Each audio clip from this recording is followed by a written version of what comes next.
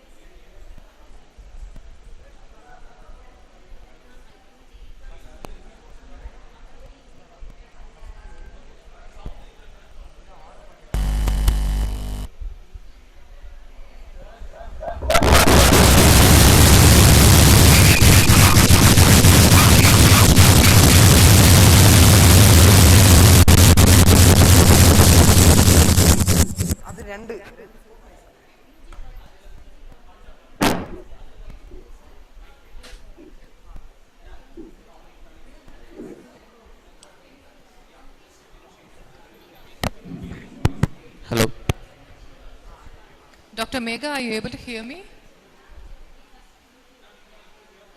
Hello? No. Yes, tell me. Can you hear us, Dr. Megha? You mean, can you hear my voice?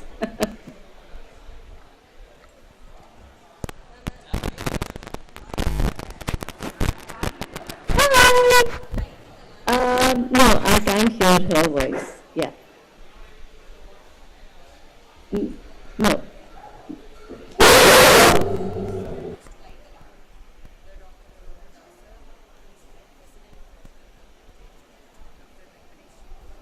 Good morning, Dr. Megha.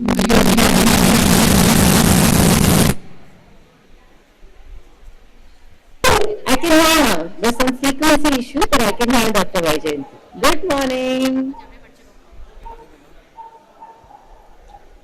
window அப்படி பண்ண ma'am order படி அப்படியே எடுத்து வச்சிட்டாங்க அங்கே அதனால தான் சரி சரி அது இல்லடா புரிஞ்சுது அல்ல endo Done. But shall I just share my screen and see if everything is going okay? இன்டோர்மெண்ட் கேட்டு Because the issue with Google Meet is sometimes it just turns off when the PowerPoint is going. So I just, huh? வயஸ் Pritam சம்பந்தா Bismi Nowsher Priyanka I'll just, சிறந்த காரணம் கண்ட்ரா quota இதுதான் friend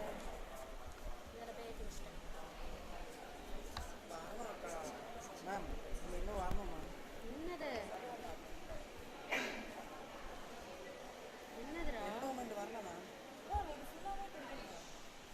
அதுல ஏதோ கொஞ்சம் கிடைக்க போதும்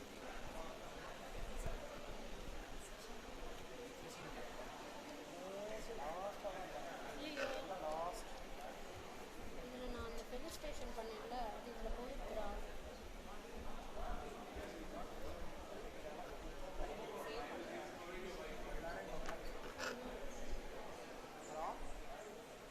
அது லேம்ப் லைட்டுக்கு அப்புறம் தானே ஆமாம்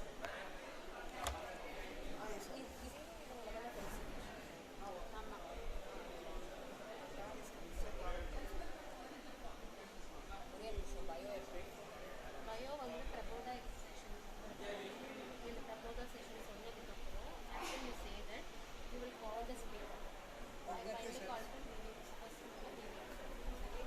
அதுப்பா உனக்கு என்னப்பா வேணும் சார் இன்கேஸ் அதை எடுடா ஃபஸ்ட்டு சார் சொல்கிறேன் sir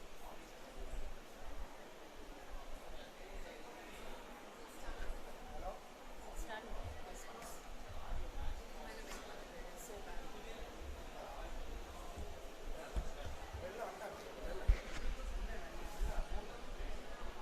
hello hello hello hello ஏய் எதுவுமே வரலடா ஆமாம் ஹலோ ஹலோ ஹலோ ஹலோ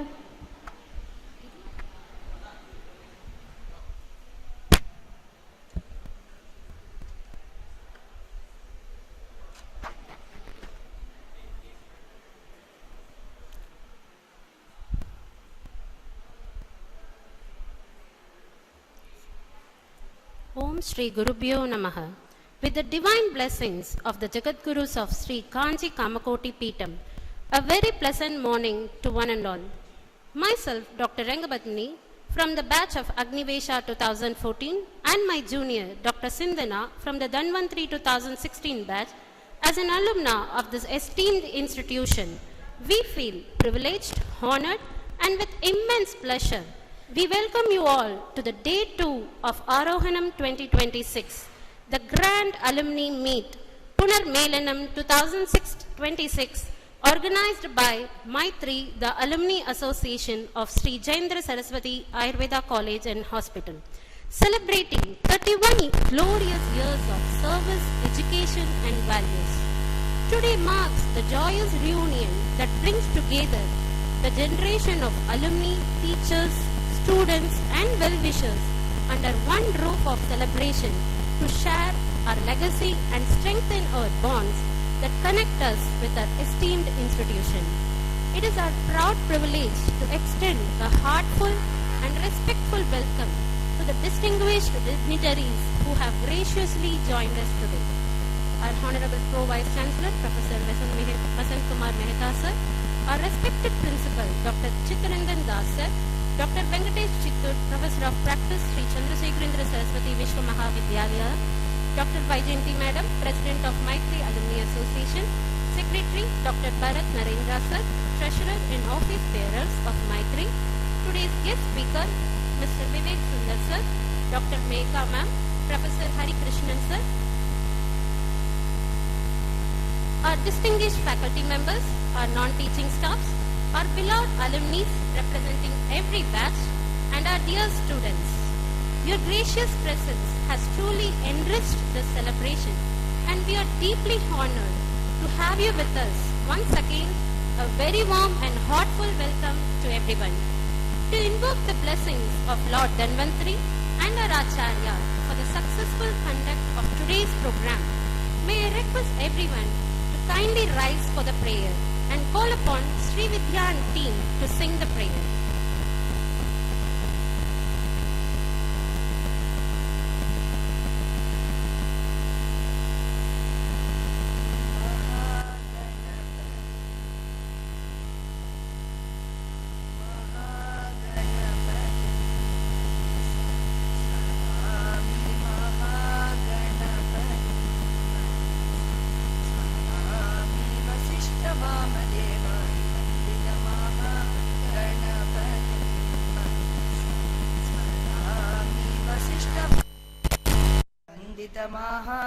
गणपतिम् महादेवसुतं महादेवसुतं गुरुगुहनुतं महादेवसुतं गुरुगुहनुतं मानकोटि प्रकाशं शान्तं मानकोटि प्रकाशं शान्तं महाकाव्यनाटकादिप्रियम्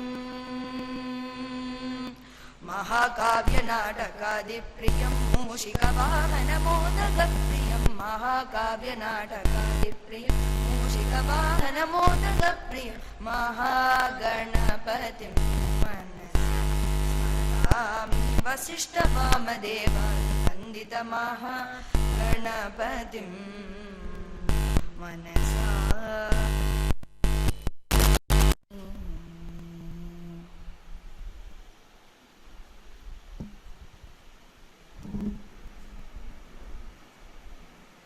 I request all to be seated now. The corridors that once echoed with our laughter, the classroom that shaped us, the teachers who believed in us. Today, all of us have come back to the place that made us who we are.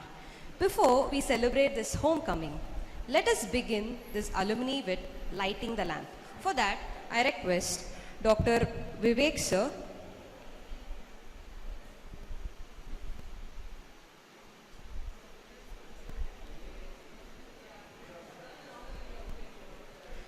I request Dr. Principal Sir, Dr. Chittaranjan Das, President Dr. Vaijayanti Ma'am, Dr. Venkatesh Chittur, Professor of Practice, SCSVMB, our Chief Guest, Mr. Vivek Sir, and our Chief Guest, Mr. Hari Krishnan Sir, for the lighting the lamp.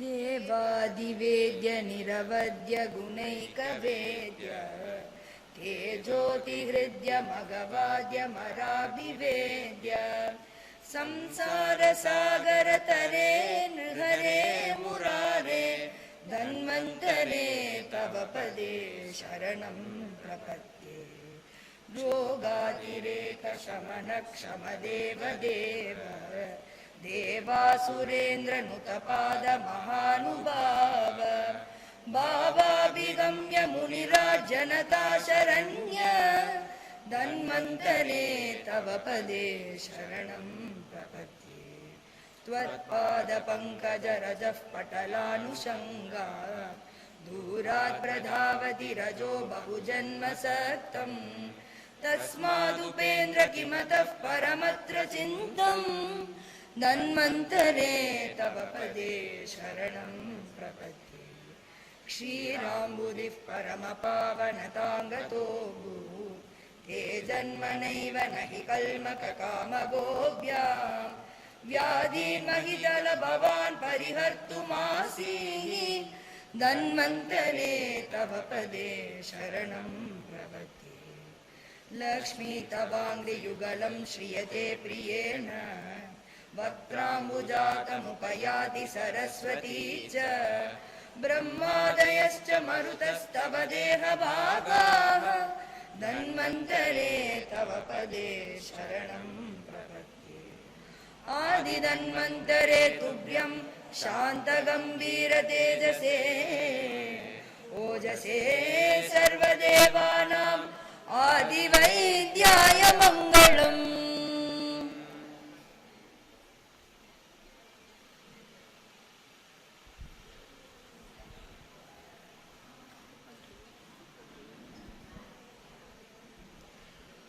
I kindly request the dignitaries to please occupy the dais. And I likely to call upon Dr. Vaijayanti ma'am, Dr. Bharat Narendra sir to occupy the dais.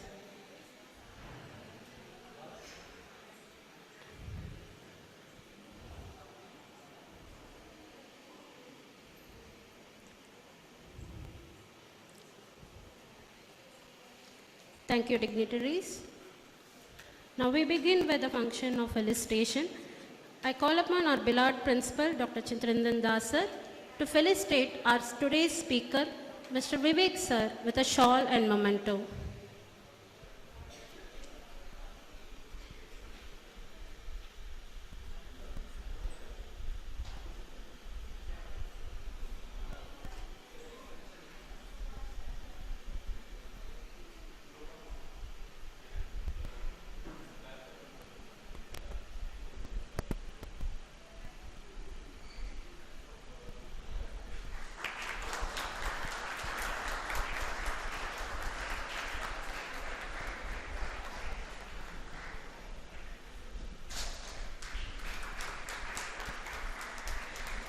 Thank you, sir.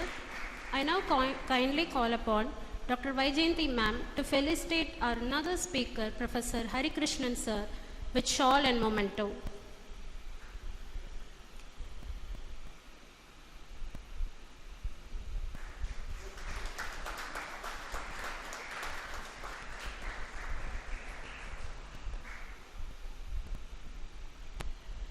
I kindly request our President, Dr. Vaijayanti ma'am, to felicitate our today's speaker, Dr. Hari Krishnan sir, with shawl and memento.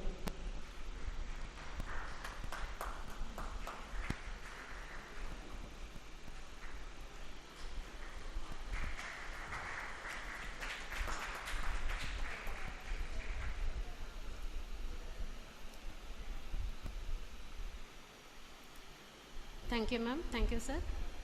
I would like to call upon our Secretary, Dr. Bharat Narendra sir, to felicitate Dr. Venkatesh Chittu sir with the memento.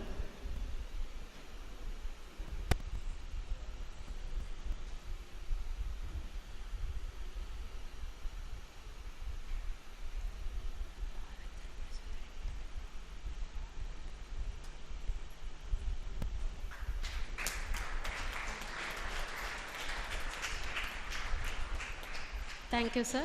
Now I would like to call upon Dr. Bala Tripurasundari ma'am to felicitate our beloved principal with a memento.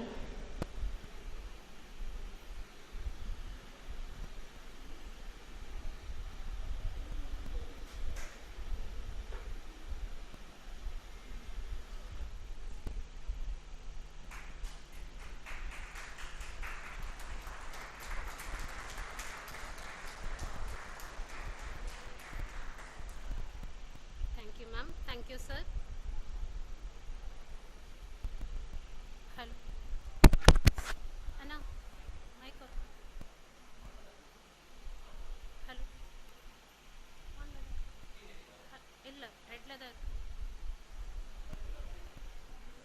Hello?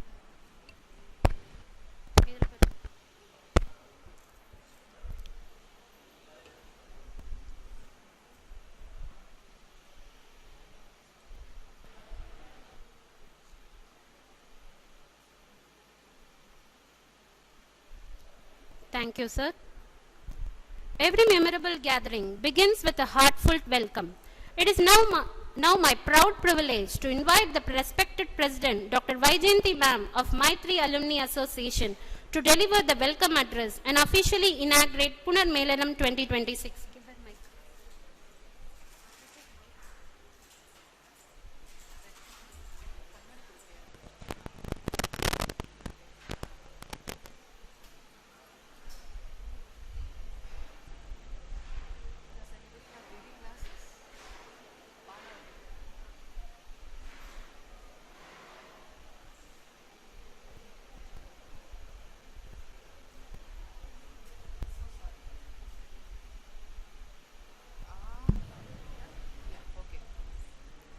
Shri Gurubhyo Namaha. आदरणीय कुलपति महादेवः, महाविद्यालयस्य प्राचार्य महोदयः,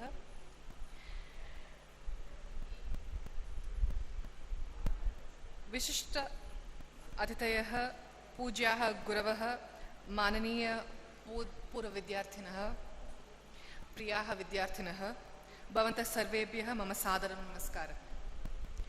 अद्य अस्माकं श्री जयेन्द्र सरस्वती आयुर्वेद महाविद्यालयस्य पूर्वविद्यार्थी सम्मेलनम् अतीव हर्षस्य विषयः अस्ति। अस्मिन् पवित्रे विद्यापीठे वयं केवलम् आयुर्वेदशास्त्रं न अधीतवन्तः, अपि तु सेवाभावं, विनयम्, अनुशासनं, करुणां चापि अधीतवन्तः। गुरवः अस्मान् केवलं चिकित्सकान् न अकुर्वन्, अपि तु उत्तरदायिनः, सदाचारिणः, समाजसेविनः च अकरोत्। अद्य वयं सर्वे पुनः एकत्र समागताः स्मः। स्मृतयः पुनर्जीवयितुं, मित्रतां दृढीकर्तुं, महाविद्यालयस्य उन्नतये नूतनसङ्कल्पान् कर्तुं च। अस्माभिः सर्वेः सहकारेण छात्राणां हिताय, अनुसन्धानस्य प्रोत्साहनाय, आयुर्वेदस्य वैश्विकप्रचारणाय च प्रयत्नः करणीयः। अन्ते अस्य सम्मेलनस्य सफलतां सम्पादनार्थं परिश्रमं कृतवन्तः सर्वे आयोजकाः, अध्यापकाः, स्वयंसेवकाः, पूर्वविद्यार्थिनः च मम हार्दिकं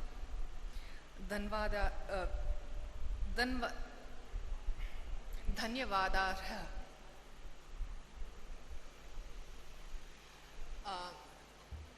Good morning, everyone. Thank you for joining today on this auspicious occasion. I'm sorry, I'm totally blind without my glasses. I totally forgot that. Yeah, I just borrowed Dr. Bala Tripuran's glasses. So pardon my grammatical errors in Sanskrit. To all the Bhagvirasini Sabha members, I'm profoundly sorry. But that being said, I'm happy that you have all joined us today on this joyous occasion to relive our memories of this esteemed institution. So I'll keep my speech short. Welcome one and all. Thank you for joining us today. My heartiest congratulations to all the winners, and my profound gratefulness to all the organizers, the students who work behind the scenes to make this event a successful one. Thank you so much.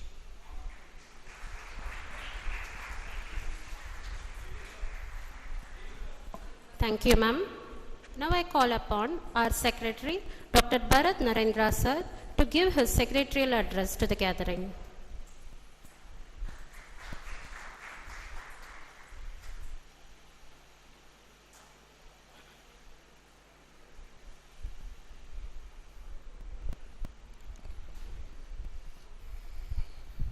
Hari Om. Shri Gurubhyo Namaha. Om Dhanvantare Namaha. So, hi, this is Dr. S. Bharat Narendra. For people who don't know me, I am from the 2002 batch. So last 2-3 years, the Maitri, our alumni association, has been performing very actively. One of the most important things that we did was sharing knowledge by reviving this academic bond by bringing our own alumni to come and address their alma mater and to share their clinical experiences. We started restarted the Prabodha sessions. In these Prabodha sessions, initially we started with Chittaranjan Das sir, then Keshav could not come in this talk. We always had one Ayurvedic person speaking. Along with this, we also had one person who was from a non-Ayurvedic background. So I always felt that doctors, especially we Ayurveda doctors, we don't know much about marketing ourselves, finance, management and all such stuff. So I myself had to go and learn these things. So I wanted to give this to the students of SJS, and that's why we started these sessions where one person from a non-Ayurvedic background too will come and talk. In this talk we had one language expert coming in and giving his 2 cents about how learning multiple languages would be actually better for you to practice. Then we had our own Swaminathan sir, no introduction needed for him. Swaminathan sir, in another session in April, he talked. Along with him came one of the ardent devotees of Mahapariva, Mr. T.S. Dayanand. Mr. T.S. Dayanand was a person who headed companies like Reckitt Benzinker and Nestle and many other this thing. In fact, the famous slogan that we know, "Boost is the secret of my energy," was coined when he was the sales executive, that is the national sales executive of Boost. So that is Mr. Dayanand. Very happy that he was able to come. And next we also had Dr. Bala Peshla, who is CEO of Ayur AI, who came and talked about the importance of AI in Ayurveda and its practice. We also had P.S. Suresh, who is a corporate trainer. He came and talked about how you need to conduct yourself, what is the importance of negotiation skills, what is the importance of soft skills, and so on and so forth. Next, please. So like this, we had many sessions where learning beyond the classroom was the whole idea of having Prabodha. So that is one of the heartful gifts that we did as a team, along with Vaijantiyaka and shortly with Dr. Lakshmi also. And basically this focused on the practical clinical experience and the evidence-based Ayurveda that everyone keeps talking about, and also something outside the common regular curriculum. And then this also paved way for our alumni to come and share their knowledge in a stage, so that our students were able to gain from them. And this also helped in building a very strong alumni community. And my vision for the future for Prabodha is that this should not get stopped, and it should be a long-term academic movement, and a lot of interdisciplinary topics, hands-on workshops, and research discussions, and entrepreneurship practices, practical management, operations. All these our doctors need to learn, and we welcome all the alumni to please come forward and contribute to Prabodha by giving your lectures, giving your sharing your experiences, and so on and so forth. So very happy that Maitri as an association is growing so well.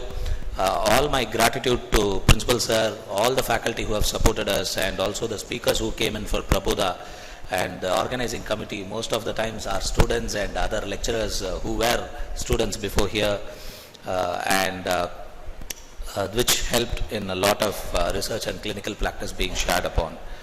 Thank you. Thank you so much. We hope this great work will continue. Thank you. Thank you, sir. Now I call upon Dr. Bala Sundari ma'am to give the financial statement of Maitri's SJSACH Alumni Association. Thank you.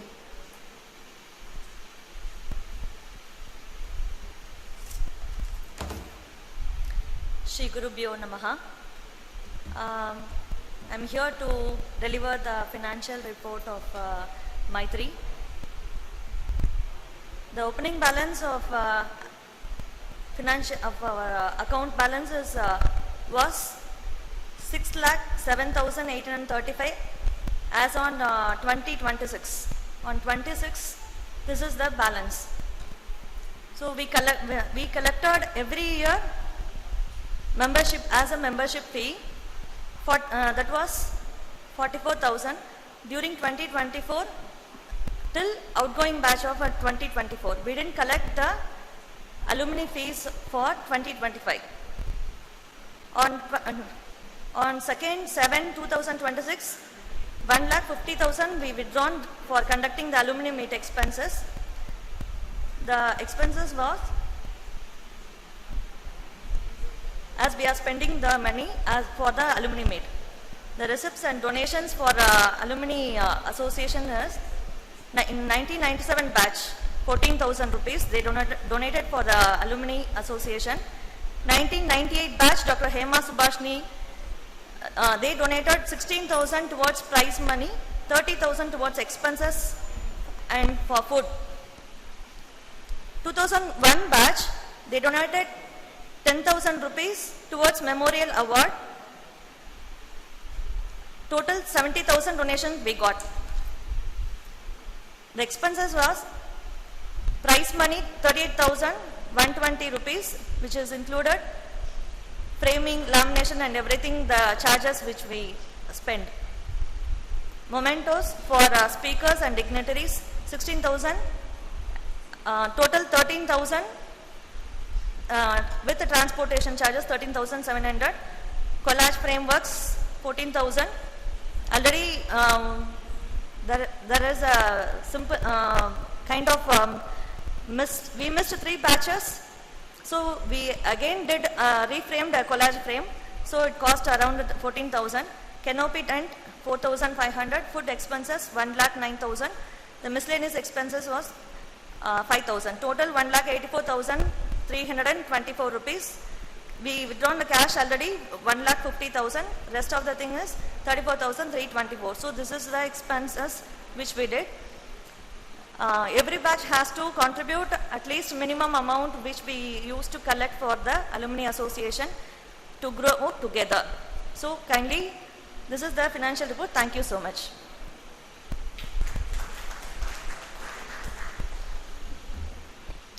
Now we are moving on to Praboda expert session. Knowledge becomes meaningful when it is shared with purpose.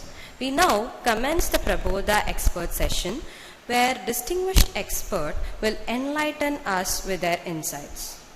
Mr. Vivek Sundar is the Chief Executive Officer of Kerala Ayurveda Limited, an 80-year-old institution dedicated to authentic Ayurveda. With nearly 30 years of global leadership, he has served as a country CEO at P&G, an IIM Calcutta MBA and DU Computer Engineer. He combines business with a personal commitment to holistic health. He is also a student at KAL's Ayurveda Institute. Under his leadership, KAL is bridging classical Ayurveda with modern science and digital innovation to take it to the global audience. I request Mr. Vivek Sundar to share his insights. Thank you.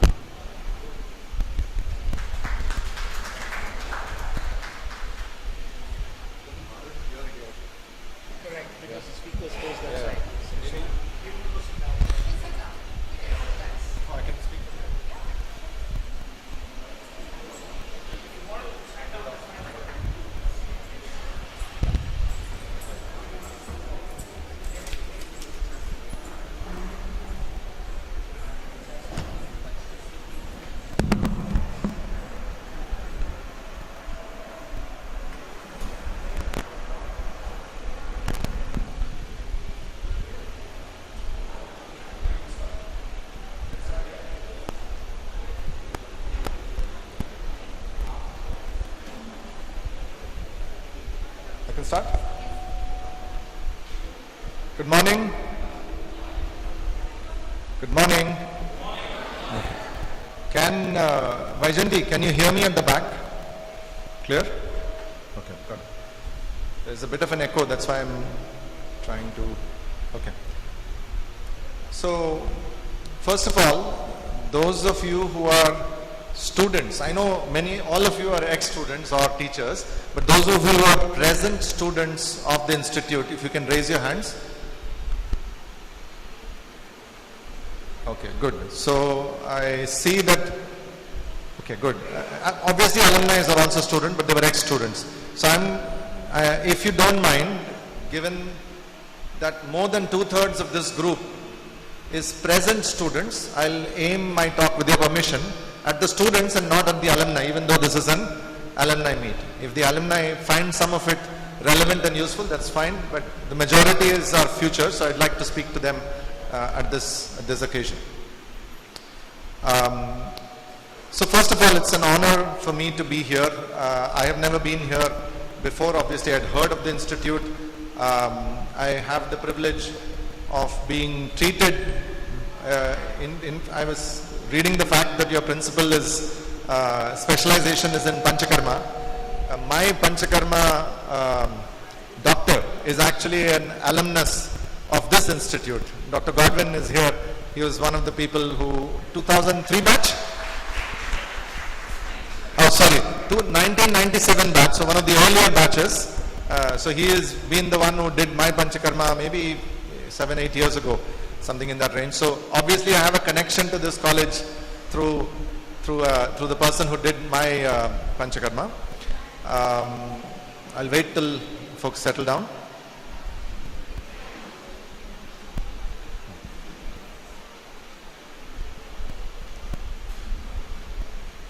So I have a confession to make to the teachers here. I teach at my own alma mater in IIM Calcutta. I've been teaching for 15 years, so and there I have the luxury of being as strict as I want. So for example, I'll say keep the phones out of the room. Lots of rules I can make because as a guest lecturer, IIM allows me that freedom to say you set your rules. So whenever I stand on stage in front of students, that part of me comes back, right? So let me, I believe I have 20 minutes. So first of all, if you have any, especially the students, if you have any questions to ask of me, even in the middle of my speech, please go ahead and ask. I know it's a speech, but I'd like to make it as interactive as possible. So what I wanted to talk about today is a few things which I'm calling the arc of history. In fact, one of the distinguished gentlemen here was asking me, how come me with an engineering degree, that to a computer engineering degree, then did a business school degree and then worked for a long time in global companies. Why am I in an Ayurvedic company, and that to an 80-year-old Ayurvedic company? So I'll talk a little bit about that, but to do that I want to do it in a series of stories, right? So my father is actually a doctor. He passed out from an institute in Pune called the Armed Forces Medical College, AFMC in Pune. Many of you will be aware of that. And so he obviously became what is called conventional doctor, right? We are talking back in the 60s. And so he was serving in the military for 20 years. Obviously when he did his MBBS, I wasn't born, but when he was serving in the military, I was seeing him as a young child. He used to go to the clinics, to the hospitals, to the field areas, to even often to war-torn areas. He was actually serving in SJSACH as well for 2 years, and so I would see him doing his conventional work. But there was one particular posting of his that he did with this very, very famous. I mean, these days modern movies have made it very famous. But he served as the doctor on one of India's top military units. They call the commandos, the para-commandos, right? The people who are the parachute commandos, the so-called red berets. So those are the people who are, let's call it the fighting arms elite. So he served as the doctor on that unit, and to serve there he had to learn how to do a parachute jump himself, because you can't serve if you are going to say, I'll stay back there, you guys do the jump, right? He had to serve. And one of the things he noticed back then was the sheer amount of orthopedic injuries that they would suffer. It's not war injuries, even peace injuries. They would suffer a lot of injuries because the jumps can go wrong, you can have a problem with your knee, your spine, and so on and so forth. And he found that the solutions that he had been trained in conventional medicine, were never really adequate. So somebody inspired him, and one day he came to us, and I remember I was still in my teens, and he came and he said, I'm going for the next few years to this place in Jamnagar. So I'm like, Jamnagar? I mean, Jamnagar is not a very typical place for an army doctor to go to because there is no military big installation there, etc. But there is a large and very famous Ayurveda institute there. So he went as a student 25 years after he finished his MBBS and MD to go to Jamnagar to study Ayurveda. Right? Now, this time I was obviously alive, I was seeing him go, and for a few years he vanished. And yes, he vanished, I mean, and this is pre-internet era, so when you go, you don't stay in touch, right? And I remember coming for him to come back, he was a completely transformed medical professional. He was a very good doctor back then, but after he came back, he was a completely transformed medical professional. Obviously, they gave him a shorter way to finish a bunch of courses. And after, the irony is, in this country which invented Ayurveda, they didn't allow him to practice. So the Indian Army, which is a function of the Indian government, basically had not allowed him to practice Ayurveda. He could only do allopathy in the hospital. So in the morning he would go to his hospital, do all the conventional stuff, and all those soldiers who he felt could not be benefited by conventional medicine or could not have what is called a sustainable cure, he would ask them to come home in the evening for free. Because he wasn't allowed, he couldn't have charged either as well, right? So as a child, I would come back from school and find, lots of people waiting there, all sort of queuing up to meet him. And these were all soldiers, but they were coming to our house. So my childhood for 5-7 years of, let's call it high school all the way till I left home, was about these people or sufferers, long sufferers who would come. A lot of them were orthopedic cases, but there were also other cases that he would handle. And so the gentleman who was asking me about, I saw that happen, and I was like, okay, that's intriguing that he went to modern medicine, did 25 years, and then found out something is missing in his knowledge, and then he went and relearned himself. So it was sitting at the back of my head. I, of course, didn't take that field. I had a medical entrance seat, but obviously I was, thinking, let me do something my dad is not doing, so I went and did engineering. Maybe I like maths a little more than biology, but long and short of it, I did engineering, and my connection with Ayurveda was then gone, right? Because my dad is at home, he's doing his stuff and so on and so forth. But it is there at the back of your head, it never goes away. That experience of seeing that some things that are, the solutions to some things are available in a 5,000-year-old science is there at the back of your head. Now, after an MBA degree, for those of you who are aware, it's a nice global job, right? So I had 20 years of working in global settings. Lived and worked in over 6 countries, traveled in over 40 countries, so I was privileged to be able to have that life. But one of the things which I noticed, I'm going to try and ask the students, and by the way, one simple way of preventing you from either sleeping or staying on your phone is ask questions. So I'm going to ask the students this question. Suppose, is India in the top 10 countries in the world from a GDP point of view? Yes or no? Is it the top 10 country? Yeah, it's a top 10 country, right? Now, if other top 10 countries would be Germany, could be Japan, could be US, right? France, etc. Now, if you ask somebody, give me a brand name that is American. Can any of you give me a brand name that is American? You're all Indian. Give me a brand name that is American. Sorry? Yeah, Walmart, Apple, doesn't matter, you'll keep giving lots of names, right? Give me a brand name that is German. A German brand name.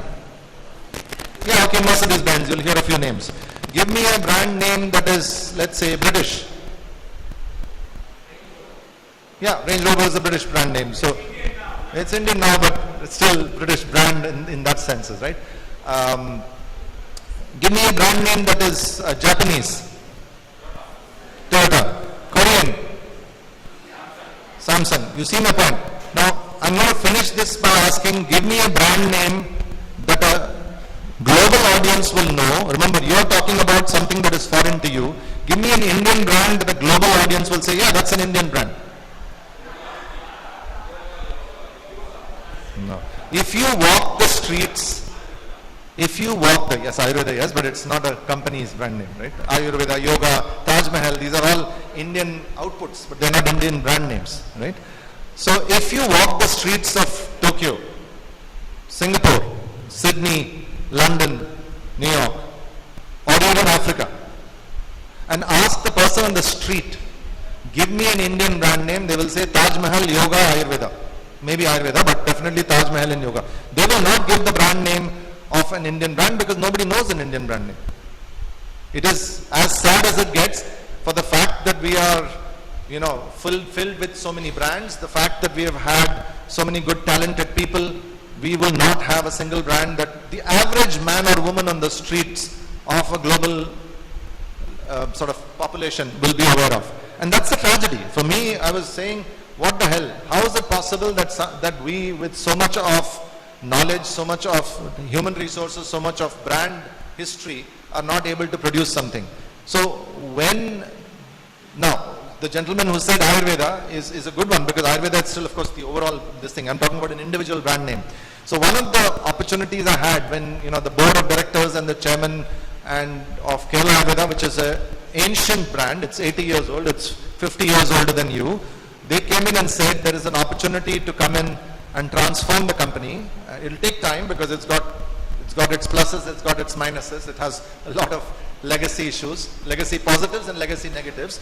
Do you want to have the chance to transform an Indian brand, Kerala Ayurveda, and take it to a global audience? I said, okay, that's an interesting opportunity, because if there is something that uniquely stands for India, that anywhere in the world people will talk about, it is this, what we call connection between the combined Indic knowledge systems, which healthcare is a critical part, and to be able to take that knowledge system, the healthcare bit of it, to a global audience was an interesting opportunity. Remember, this also comes in at a time when the globe is, in some senses, getting a bit skeptical, tired or pissed off with modern medicine. I want to differentiate between the modern business of medicine versus modern medicine. Modern medicine is science. There's no problem with it per se. But the business that has been associated with modern medicine is quite dangerous, right? And that's what people are reacting to. So if we have a chance to be able to take an Indian brand and take it abroad, I think that's a wonderful opportunity. So that was one reason to answer the gentleman who had asked me why I joined. The second reason was the fact that and one of the things I'll tell the students is, if you are thinking that, oh, I'm just waiting for the day when I graduate because my education ends, you are totally wrong. Your education starts on the day you came here, but does not end on the day you graduate. So one of the things I did is, the day I joined the company, I enrolled as a student of our Ayurveda Training Institute. We have a global Ayurveda Training Institute that is based in the US. It is the world's largest Ayurveda Training Institute in the US. We trained over 5,000 students in the US, mostly non-Indians. And so because of the time zone difference, I finish my work here and I get home. That's when the classes in the US are starting. So I said, okay, that's interesting. I can actually do 2-3 hours of study every day and enroll as a student and learn. Because otherwise, to be, the only value I will add in this job is, the typical sales and marketing value. I won't be able to add value because all things technical, I'll say, I don't know what you're talking about. That's not a good thing in any business, right? So I enrolled as a student. And so when I was speaking to some people, I just come in the morning and I was speaking to people and said, I saw an anti-ragging poster outside. So I asked a question because I was speaking to an alum, not the first batch, but somebody beyond that. And I said, did you guys have ragging? And they said, yeah, we used to be ragged on shlokas, right? We would basically be asked, shlokas and so on and so forth. So I ended up basically getting into that zone of being a student about 3 years ago. So over the last 2-3 years, I've obviously done some bit of studies. Obviously not even 10% of what you guys study, but enough to be able to appreciate the nuances of it and to be able to appreciate what's going on. And when you combine that with my basic training in, let's call it modern science, that is a really good combination because I'm able to see the comparison and basically therefore the ability to connect modern science to Ayurveda. That in some senses me coming in as an outsider is an advantage to me. So I'll give you an example of this one. The other day I was speaking to somebody who suffers from a lot of headaches. I don't think it's migraine, but he was talking to me and he was like, yo, I want to do Shirodhara. So first thing I told him is go meet a doctor, go meet an Ayurvedic doctor. Okay. But he says, but do you think Shirodhara is just some sort of topical relief? You know, just you feel good while you're going through it and after you go home, then it's sort of, you know, the root cause of it is not gone. So, and because he was a co-engineer, I actually explained Shirodhara to him in a way that an engineer would understand. So I talked about one of the things that happens when you do Shirodhara the right way is, I mean, obviously when you're pouring the oil from the right viscosity, of the right temperature, and with the right amplitude, and of the 4 angular depth that you're supposed to, then it creates resonance. This is it's a bit like a ghatam, right? So it creates resonance. Any pouring liquid will create resonance. The frequency of that resonance and what it does over a 35, 40, 50 minute affair is actually allows your brain waves to also be moderated in a way where the relaxing part of the brain waves is actually stimulated and the non-relaxing part of the brain waves is actually diminished, because you're familiar with tuning forks, right? Sound instruments. So it's in some senses it's the ultimate form of sonic therapy. One of the benefits of Shirodhara is it's ultimate sonic therapy. There's a whole bunch of other things, right? The herbs that are going in and what, you know, if you're using Shirabala, for example, what Shirabala does, or if you're using Chandanadi, what Chandanadi does, right? The chemical components of it. So I explained using physics and chemistry and a little bit of biology what Shirodhara does. And he was like, oh, that's pretty cool. Why don't they explain Shirodhara to me that way? I said, because maybe you never asked it that way. But the reality is that I believe that modern Ayurveda, traditional Ayurveda, if it can be explained to the lay consumers using non-shlokas. Unfortunately, most people don't know shlokas in this country.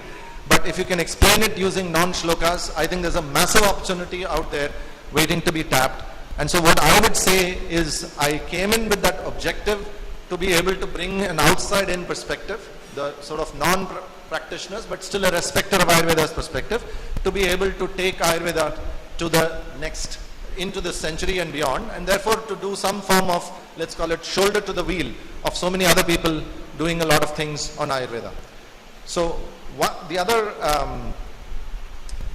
thing which I will say to you is, and I think your secretary, Bharat Narendra sir, where is he?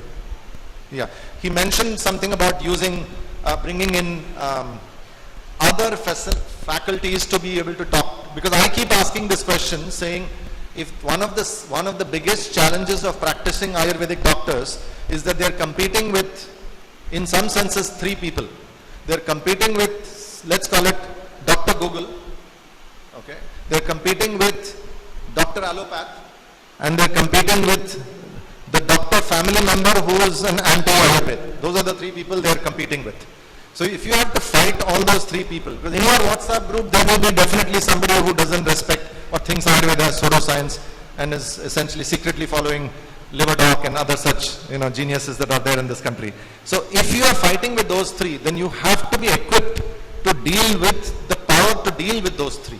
And if you are not, then you will struggle, because you will continue to be one of the most, for me, the most shocking things about Ayurvedic doctors is how, in fact, I would say this very, very safely, with no disrespect to all of you, because I seriously respect the amount of hard work you put in to get that BAMS and everything else beyond, is relative to the amount of hard work you put in and relative to the amount of value you add to society.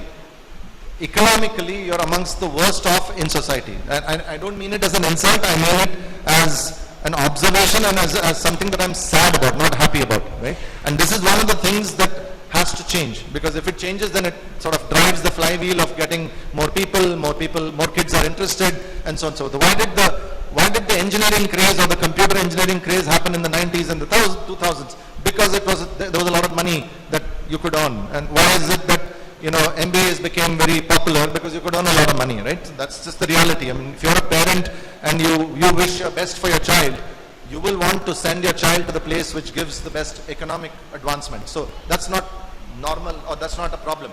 But the way to do that is not necessarily to become better Ayurvedic doctors. Sure, you should get better and better, but that I don't need to tell you. You will keep getting better and better of your own. You don't need me to tell you that. But where I can help as an outsider, as a non-doctor, is to say, if you pick this one skill and make it a mandatory skill. In fact, I would appeal to the faculty here that if you can equip your students with the skills to deal with the modern world of communication and everything else that Secretary Sir was talking about, financial skills, a little bit of financial skills, a little bit of marketing skills, I think you will be tremendously more successful for the same clinical skills. So if you take a set of clinical skills that you have and you add this component to your list, you will actually have superpowers. So if you could have a module, like one of the semesters, a module in modern communication, and then you will actually be successful. Because it's not enough to say that these are the, this is the shloka that captures the ideal characteristics of a patient. I don't know, Sushrita Charaka, who said that? One of them. Whose shloka said the ideal characteristics of a doctor, ideal characteristics of a Charaka, right? Ideal characteristics of a rogi, ideal characteristics of Aushadha, all of that, right? Sure, but you don't get ideal, in real world you don't get ideal patients. You get patients who will not follow the advice that those shlokas talked about. So in the world when you have to deal with non-ideal patients, which is what I call the real world, if we can equip you with the skills to convince them to go, then I think it will be very, very successful. So I'm going to give you 3 very snappy, very non-serious anecdotal views of, for example, communication to solve a problem. So many people say, oh, Ayurveda is very slow. Have you, the students here, have you heard that people say Ayurveda is slow, allopathy is fast, right? You can hear. How many of you actually believe that Ayurveda is slow and allopathy is fast? It's okay. You don't have to worry about your professors here. How many of you believe that? The belief the consumers have is that Ayurveda is slow and allopathy is fast.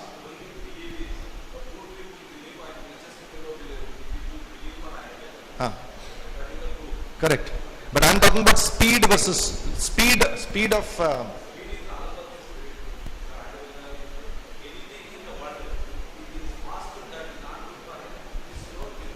yeah, I agree with that. So what he's, see, like me, I guess you're a professor here, you're a teacher here. Okay. So, yeah, so like me, I guess he's probably similar to my age. I'm well above 50, I'm assuming the same for you. 60, perfect. So he's roughly of my, so he's talking like my generation would, which is fast food is bad, slow food is good. Right? I say that to my children. Fast stuff is bad, slow stuff is good. It's true. Obviously, I believe that. So I'm absolutely saying. But the unfortunate belief, the problem is that the world out there is looking for fast solutions. So let me tell you an example of something that I actually experienced, where I actually got people to think differently about Ayurveda. So let me give you an example. Are you familiar with this term called frozen shoulder? Some people, in some conditions it can be called adhesive capsulitis, adhesive capsulitis, right? So I had, on my right shoulder, I had a frozen shoulder. Now, if it is very serious, they will suggest what? What will modern science suggest? Surgery, right? How long will the surgical intervention take? If you do a surgical intervention on adhesive capsulitis, how long will it take? Couple of hours maybe? Correct? I mean, it's not a long surgery, don't take 20 hours, so maybe 2-3 hours, right? Now, how long will the Ayurvedic treatment for frozen shoulder take? A few weeks? So safe to say a few weeks? Okay. So here is the fact.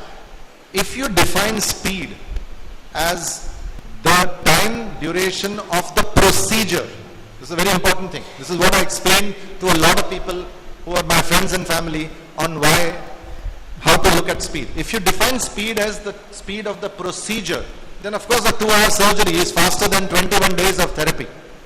Correct? Because procedure to procedure, 2 hours versus 21 hours. But what is the job of a doctor? To do a procedure or to get you back to normal health?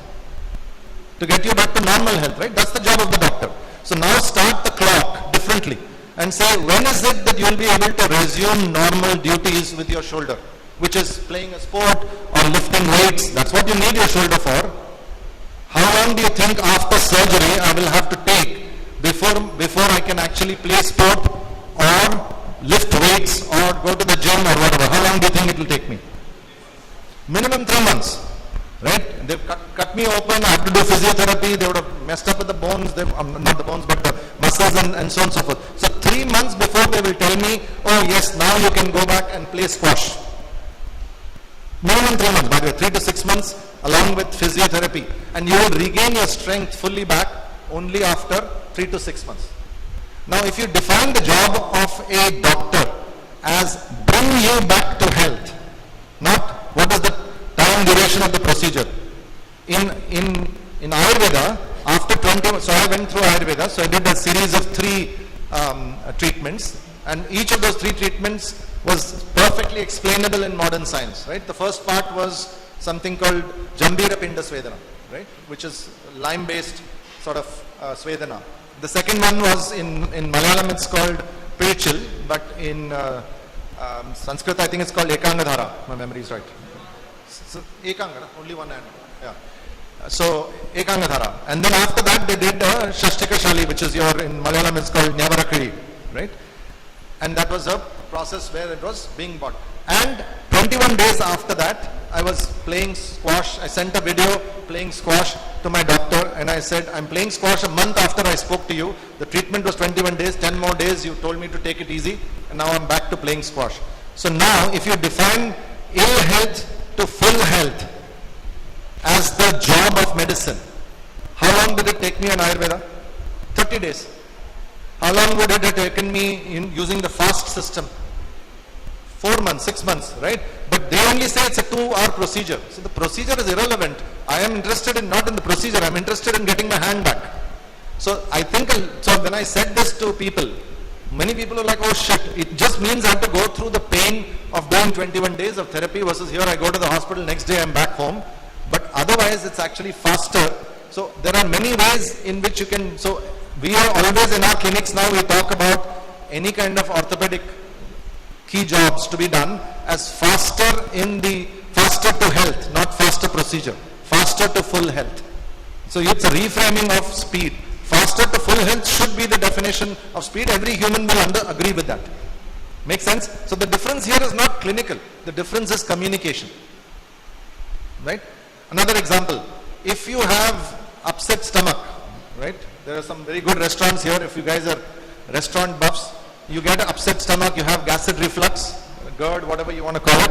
What is the solution in allopathy, modern science? What do you say?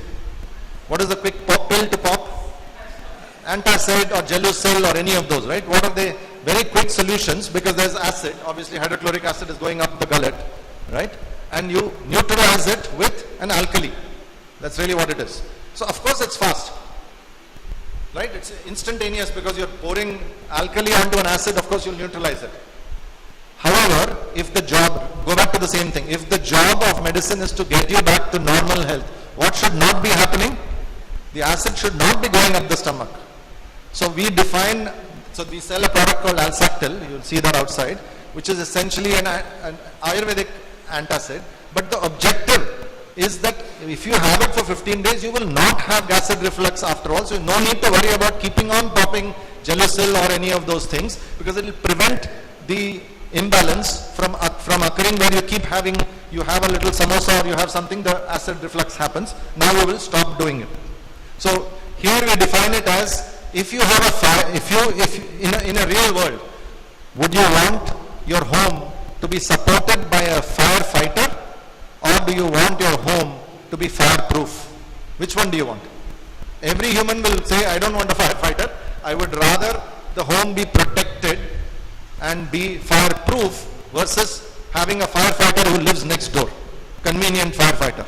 So now what have we redefined it as?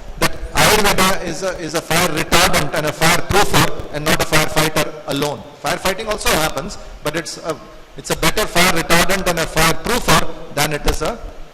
Now, why are we doing all of this sort of dumping it down? Because the unfortunate bit of life, and this is one of the things marketing will teach you, the unfortunate bit of marketing is the dumber you say it, the more popular it is. The more simplistically you say it, the more you say it in a manner in which the lowest common denominator will understand, the more popular it is. That's the unfortunate bit of mass communication, because mass communication is not a two-way communication, it's a one-way communication, right? So that's what I would say is that the future for Ayurveda, especially for all of you youngsters, is this is the best time to be in Ayurveda, because the world is seeing an upsurge in Ayurveda research, an upsurge in Ayurvedic products, an upsurge in Ayurvedic treatments, an upsurge in mental health conditions, physical conditions, lifestyle diseases, all of which is a superpower for Ayurveda. So you're actually joining, while obviously we are happy that somebody joined this college 31 years ago and today are doing, cool things. I think the future is brighter with you guys, because they entered an era which was not so supportive for Ayurveda, but your era is much more supportive for Ayurveda. So I wish you all the best. I really feel some of you can think about what I said and bring that into your own practice. As doctors, tomorrow you may go and work as doctors, researchers, etc. You will be tremendously more successful, because that's really what any industry that has exploded has actually learned. How to bring it to the masses in a simple way. Yeah, so I'll stop. I have overshoot my time, right? Okay. Do you want to have any Q&A? You want to do any questions? Very happy to take it. Any counterpoints? Anybody disagree with me? You can't be students and not disagree with somebody who is giving some gyan. It is not, the law of studenthood is that you have to disagree. Yes, sir. I'm sorry? Yes, Haldiram's is popular, but only amongst the Indians. You can't walk on the streets of Paris and ask a Frenchman about Haldiram's. That won't really. Yes.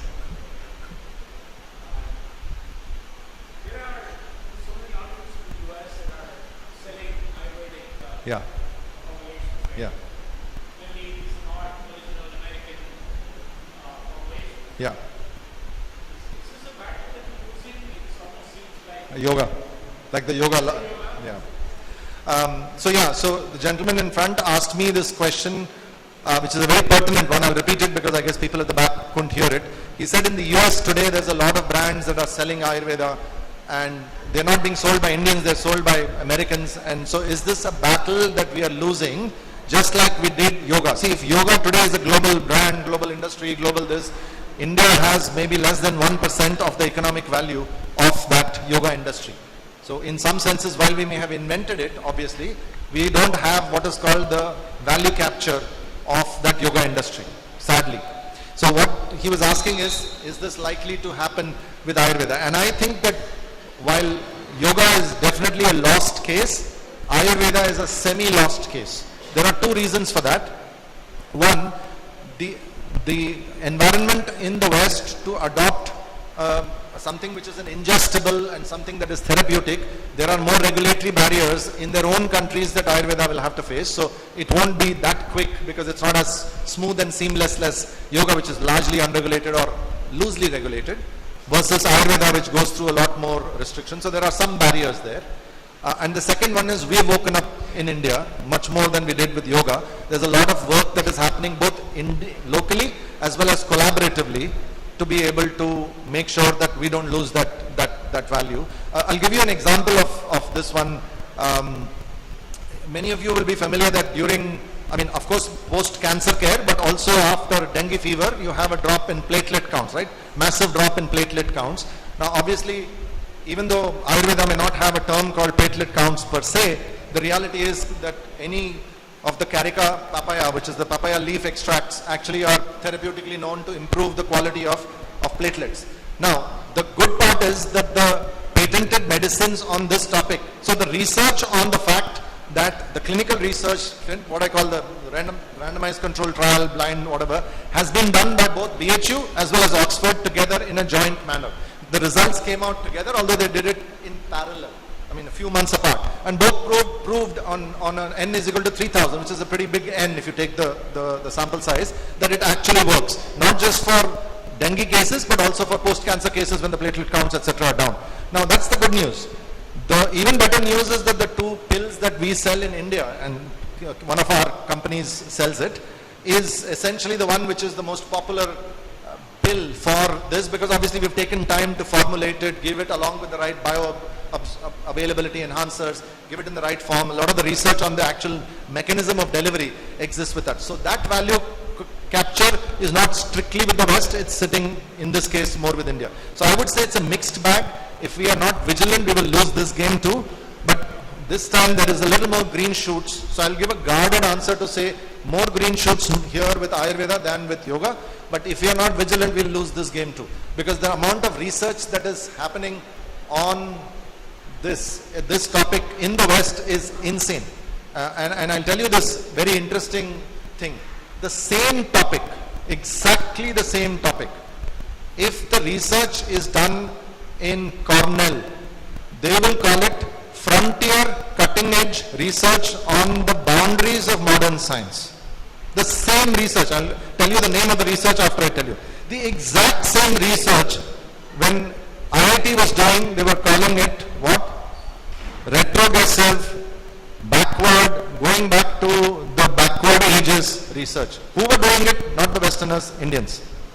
The same research, the exact same research was being done in parallel by Cornell and IIT, and the epithet in their respective, let's call it social media and media, was two different things. I'm like, are they describing the same topic or a different topic? It's this exact same topic that they were describing, right? If somebody says, Brahmari pranayama is likely to yield certain benefits, people here will throw stones at it, but they're calling it all kinds of funky names and basically showing the therapeutic benefits of what they are calling honeybee or bee pranayama, which is actually not really strictly true. It's the bumblebee, not the honeybee. Brahmari is not the... So the point I'm making is, if we are not vigilant ourselves as a country, we will lose the plot both economically but also from a social media point of view. So you as Ayurveda students have a responsibility to learn to communicate with your family and friends, because that's the group you control. You don't control any other group except the people you speak to. To have conviction that what we are doing is essentially just a revalidation or a rediscovery or a sort of restatement of stuff that has been working for years and years and years, right? And that's the thing which I'll actually leave you with an interesting sort of story. Are you aware of this thing called the steam engine? I mean, these days you're young, so you may not be seeing steam engines, but steam engines used to be the mainstay of train transportation. Yeah? When do you think steam engines became popular in the world? They became popular mostly in England and Western Europe, but when do you think they became popular? Which year or which century do you think steam engines became popular as a means of transporting people, goods, and a whole bunch of things? Which year was that? Which year was... Yeah, correct. The gentleman here is right. It's now about 300 years ago. Round numbers, right? For a whole century, steam engines were peacefully doing stuff, transporting people, transporting goods, etc. When do you think they discovered, okay, any students of physics here will know that the basic steam engine is governed by laws of thermodynamics, right? Now, when do you think the laws of thermodynamics were codified, invented, written down in Greek letters and basically said, this is the laws of thermodynamics? When do you think laws of thermodynamics and then the ability to measure the power weight ratio of steam, temperature, power, pressure, weight ratio of steam, when do you think that came about? Before steam engine or after steam engine? 100 years after the steam engine. Now, why is that relevant? Think for a moment about this. For 100 years, people believed that it worked because it did. You didn't need to go and prove in a lab that a steam engine works. It works. It can take people from place A to place B. Do you need any proof that it works? It works, right? I'm able to transport goods from one place to the other. If I'm not able to measure and prove of why this steam engine is working harder than this steam engine and why some coal colds don't work very well, why some types of cold work well, why in cold weather steam engine doesn't work, etc. That's all came later. So often enough, now think about it. My simple point is, rather than trying to prove over and over again, I mean, of course you should try to prove it, but rather than trying to prove over and over again, this is the science or this is the law that shows why this particular Ayurvedic mechanism is working. If it works, do it. Because the first job of any physician, whether you're a so-called Hippocratic oath physician or a Charaka oath physician, is to heal the patient. So if it works, please use it first. If it moves people from place A to B, if it moves goods from Scotland to England, please use the steam engine. Don't worry about whether it has been proven or not proven, or is there any laws or anything of that sort. They didn't care about it. It worked. And so if it works, use it. And then along the way, obviously science should go and find out why it is working, how it is working, under what conditions will it work and not work, and so on and so forth. This kind of pragmatism is lacking in modern science, to say, my first proof should be that it works, and second proof should be to find out why it works. Right? And that's part of the challenge that we have. The reality is that it's, I don't know, for maybe 30, 40 years we've been using papaya leaf extract without doing this research and showing that it improves platelet counts. But it works. So many cancer researchers in the US we have a facility in the US, we also have a research facility in the US. Many of the post-cancer research patients are using papaya leaf extract. The research on papaya leaf extract improving platelet counts came out only about a decade ago, less than a decade ago. But we've been doing it for 20, 25 years. It works, right? And there's no harm, no side effects. It seems to work. We don't know why it works, but it works. So it works versus it doesn't work is one question. Why does it work? How can we make it work better? What are the difficulties in it? It's a second one. So anyway, I'll leave here. No questions? Aside from senior people asking. Yes. Yeah.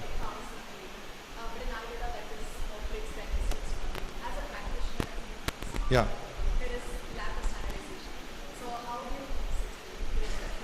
So as a practitioner, when you are talking to patients, or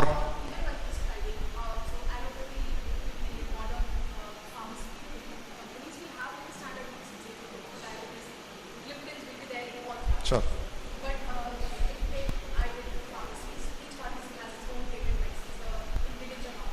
Sure.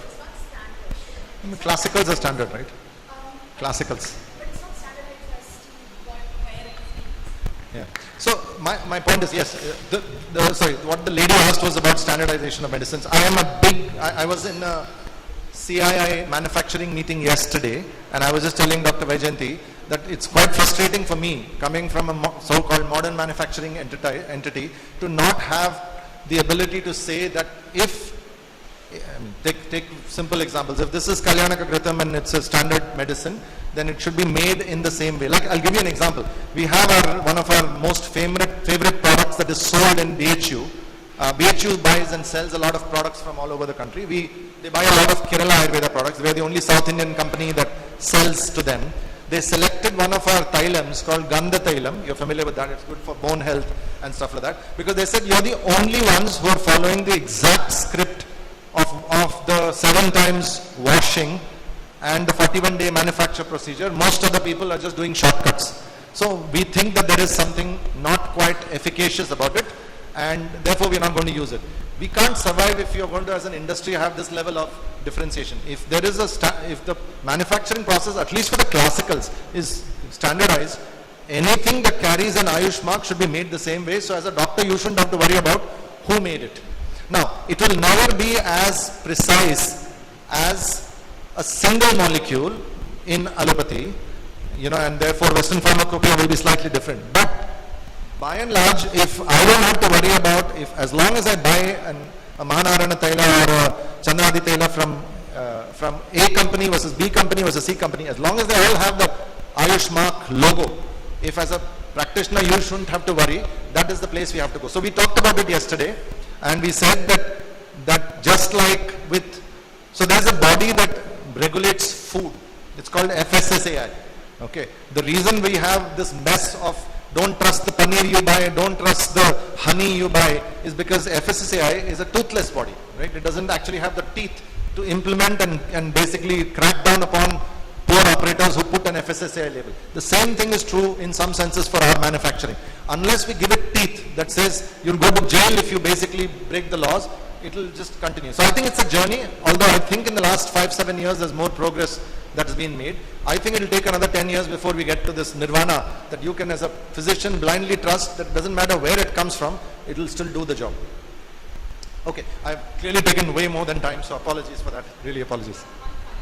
Yes. As Ayurveda, we have just moved from oil massages. Maybe I'm causing it. Nobody knows about Kama Ayurveda being acquired by Estee Lauder, the beauty company, right? Kama Ayurveda was recently acquired by Estee Lauder. No, sorry, Forest Essentials was 100% stake was recently acquired by Estee Lauder. So from a FMCG background, do you think it's a boon or a bane to Ayurveda? Because somehow I feel we have just gotten out of that oil massage phase and now we are getting into the beauty phase. So for those of you, how many of you have heard of Kama Ayurveda? Okay. How many of you, everybody here is an Ayurveda professional, how many of you think it is Ayurvedic? Okay. It's got glycerin in it. It does not have an Ayush license. It actually has a cosmetic license. There are different licenses. There are FSSAI licenses, Ayush licenses, etc. It's got a cosmetic license. Why? Because it's put glycerin in it. Why?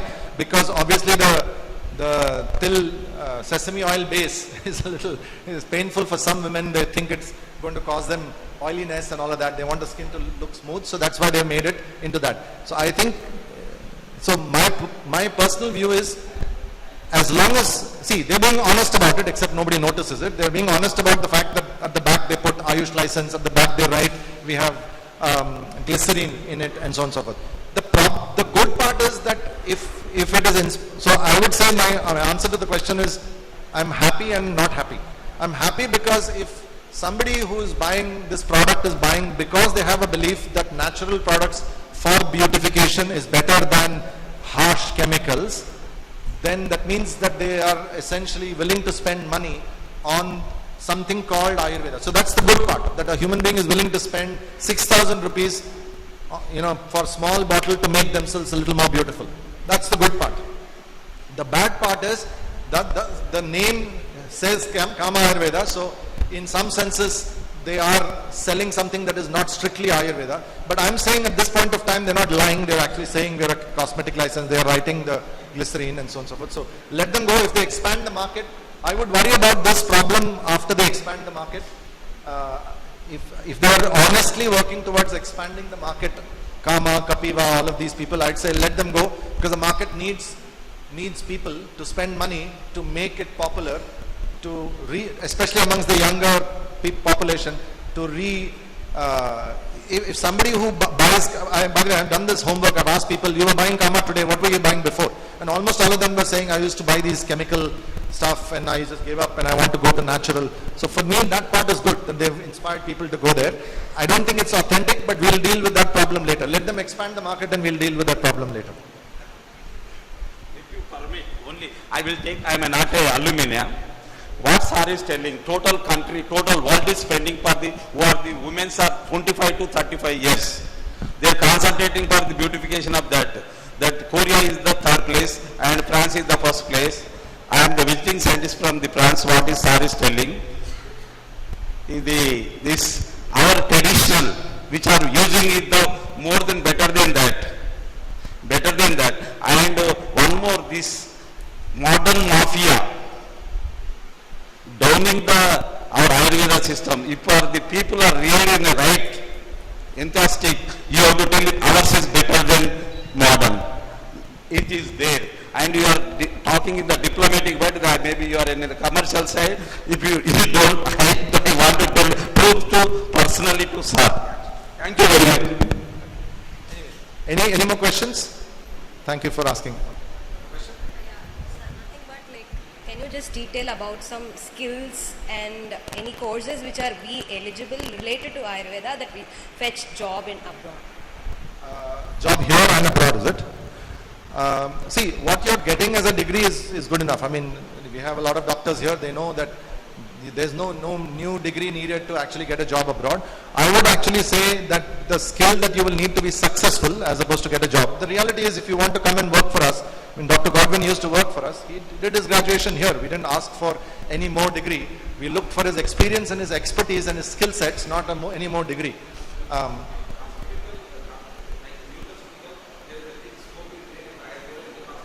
Yeah, sure. There are auxiliary additional degrees that you can do. I am just saying for mainstream Ayurveda companies like us, right? There are 3 places in which employment is available. There is the first one where you can work as doctors. In fact, for those of you who are from Chennai, I was in Chennai yesterday and I had gone to visit the 2 clinics that we have, one in Anna Nagar and one in Poise Garden. The Poise Garden doctor is actually an alumnus from this college. So when I looked at his profile, I'm like, hey doctor, I'm going to your college tomorrow. And he's an alumnus from here, which means we don't need anything more than the degree he's got, and he's working as our lead doctor. So all the doctors that we have working are either UGs or PGs from colleges like here. Nothing new needed. Then there is a bunch of people that we have working in research. They have done some additional pieces of research, maybe on modern science, the pharmaceutical process and all of those things, to be able to find out how to create new. So we have a department that creates new Ayurvedic products, which are called the proprietary products. We have over 100 proprietary products. You'll see them outside in the stall. So for those, you need people with the ability to do R&D, clinical trials, all of that kind of stuff. And then the third group of people are the people that we have that actually are engaged in what we call medical communication. Now that is where I find the Ayurvedic doctors seriously lacking. I'm like, after I speak to them, I'm like, oh my God, you're speaking such amazing wisdom. Why didn't you say it straightforward? Okay? And the reality is, you can't tell somebody, constipation is a Vata disorder. Most people outside don't know what is Vata Pitta Kapha, so it doesn't work. You have to change the way you communicate about Ayurveda, and that is really the skill. So I would actually say that on the core clinical part, we don't, as an industry, need anything directly more. What we would really like is for colleges like this to have modules where the doctors are actually better communicators and able to deal with the modern tools, communication tool, research tools, AI, for example. There's, how many people, so I'll give you this example. There was this particular lady, this is a real story. There was a lady who was prescribed by one of our doctors a medicine called Manasamitra Vadakam. You are familiar with that? Okay. Now, before the doctor had finished giving the speech, this lady sitting in front of him had Googled Manasamitra Vadakam. And it had actually given her all the horrible things that can happen if you have Manasamitra Vadakam. So she was anti the product before the doctor had finished giving the prescription back to her. Right? Now, which means what? The skills you need is how to cope. In the past it was with how to cope with Mr. Google, now you have to cope with Mr. ChatGPT. You have to have that skill. You cannot say, let me escape it and let me hope and pray that the patient is going to be disciplined. It won't work. Anyway. Good. Congratulations. Next.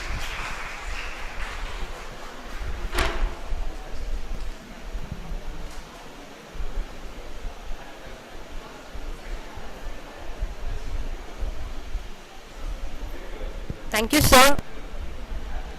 Check. Thank you, sir. It was a thought-provoking session. Next, we are moving on to the next session of the Prabodha.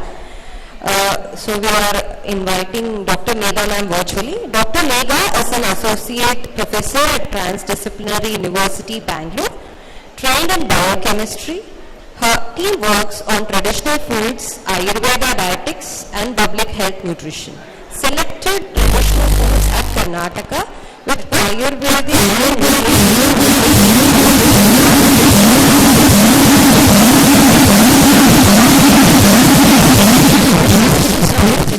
Ayurveda, food principles with modern nutrition standards.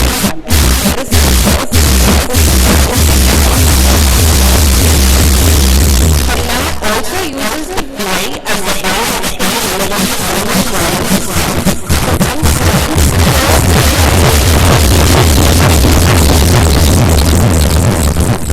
I request everyone to be seated for the session. We'll connect with Dr. Megha ma'am virtually.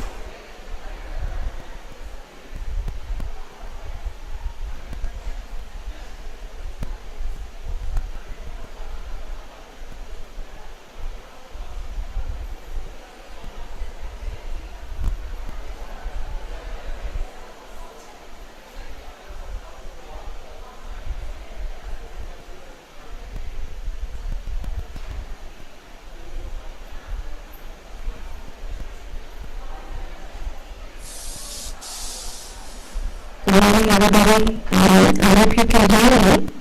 I cannot hear you because it's muted on the other end, so I would appreciate some sign or a thumbs up, something to tell me that I'm audible.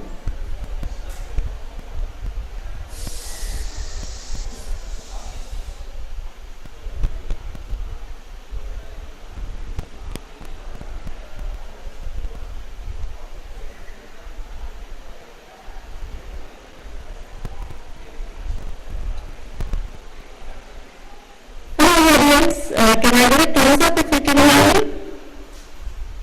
Oh, wonderful. Fantastic. So it's always hard to follow Vivek, I think, as a speaker, but let's see how I do.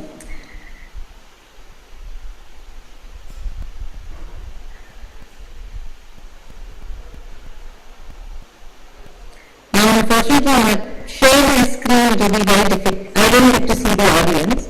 So I want to need some feedback to let me know if you can see my screen or not.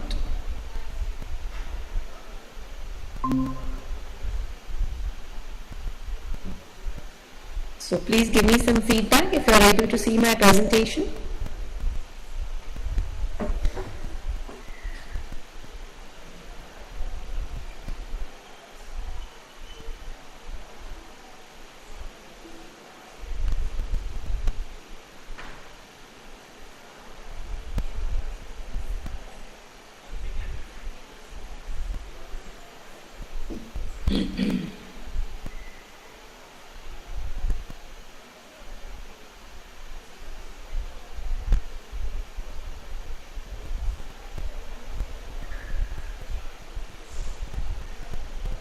Yeah, okay.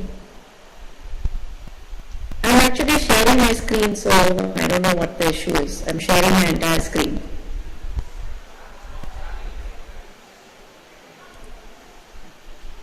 Alright, let's try that again.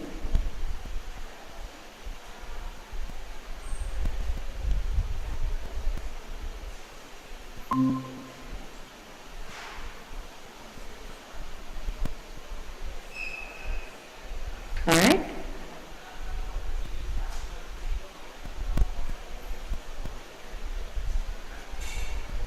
It's going to take me 5 minutes to convert it into a PDF, then for you to get it, and I have a hard stop at 12 o'clock. So I'd like very much if I can just share my screen from here.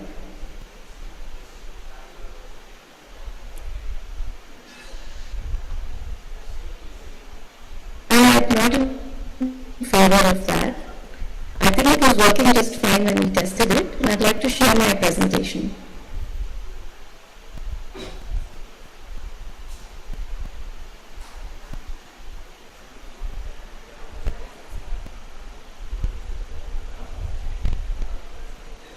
Yeah. How about now? Can you see?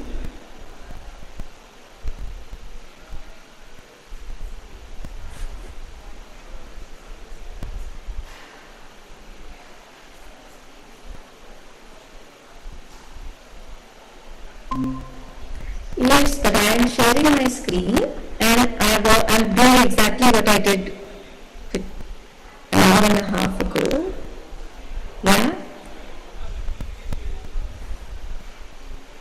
Yes, my keynote is open, yes. Yeah. Yeah, and I'm playing it as well.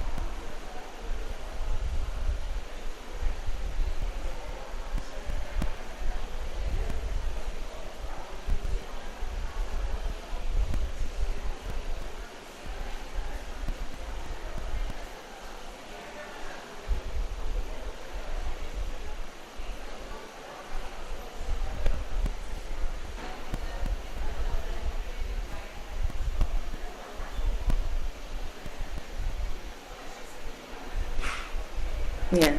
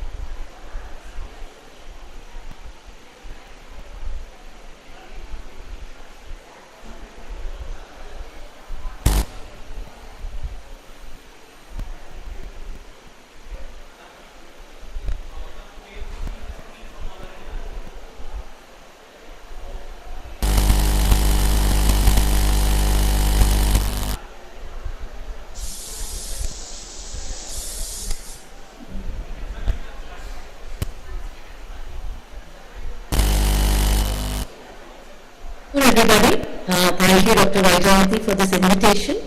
Unfortunately, I can only stay till 12, so I'm not going to go into my entire presentation as I planned. Let me just very briefly try to convey a couple of things that we're doing here. So, can you please move to slide number 5?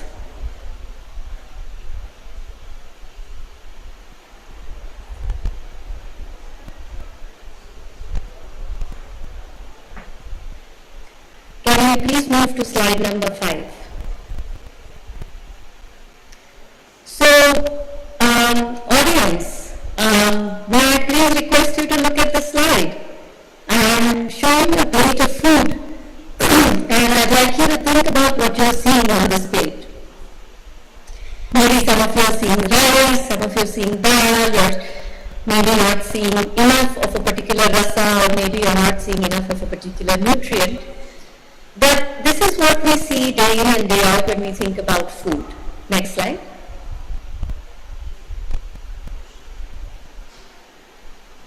And to a majority of individuals who are not professionals, who are not working in the area of health or medicine or nutrition, what they're looking at are foods that they are familiar with. Rice, sambar, salad, buttermilk, etc.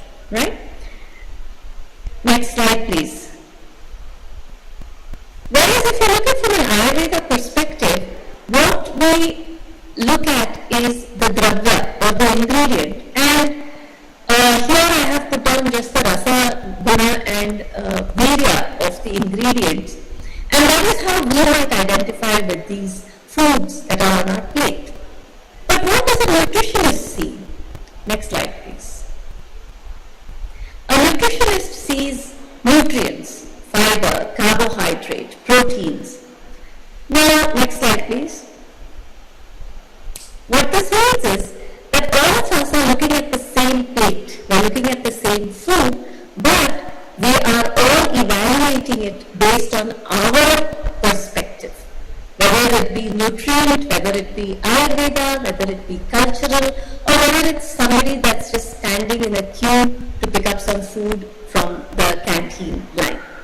And all of these perspectives are valid and important. So we cannot do dietetics, we cannot do food as medicine unless we appreciate that all of these dimensions are important as far as food is concerned.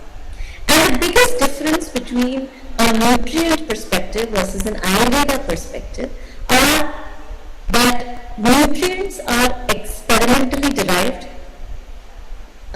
they are quantitative, they are testable, reproducible, and the amount we need is derived based on formulations and experiments and applied for populations. As opposed to Ayurveda, where the food is described experientially.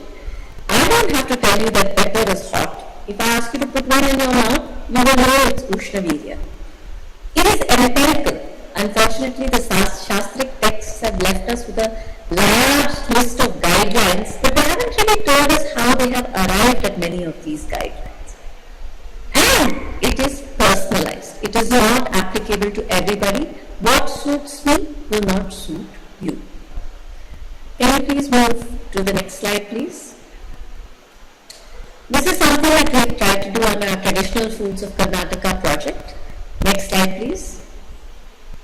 And in this particular book, you will find that recipes have been analyzed for both their nutritional information as well as their Ayurveda information. And for the Ayurvedic perspective, we have used the Ashta Ahara Vidhi Vishesha Ayatna outlined in Charaka Samhita Vimanasthan. And each recipe is linked to the YouTube channel. I will encourage you to point your phones to the screen, and hopefully the QR code should work. You can look at this particular recipe online and also look at the rest of the recipes that we have collated. Both the book and the YouTube channel are freely available to the public for use. So this really tells us that food can be looked at from both nutritionally and Ayurveda perspectives. The question really is, can we combine these two perspectives? Next slide. Next slide. Next slide. What we would like to propose is that Ayurveda and nutrition can be combined when we look at the first principles of both of these sciences. Nutrition is quantified, Ayurveda is experiential. So we can use nutrition science as a basis to decide how much a person should eat. And we can then change the type of food that this person is using Ayurveda first principles. There is a very simple method that dietitians use. It's called the exchange list. And the exchange list is built on this premise that there are major classes of foods that fall into the protein, carbohydrate and lipid classes. And these can be exchanged. You might like eating rice, I might like eating roti. And both these are considered to be exchangeable. Now over this I can apply Ayurveda principles. I can say that for me, perhaps neither rice nor roti is applicable, but yaga is much better for my Prakriti constitution. So therefore I can say that instead of consuming 100 grams of rice, cooked rice in a day, I can take 100 grams of barley.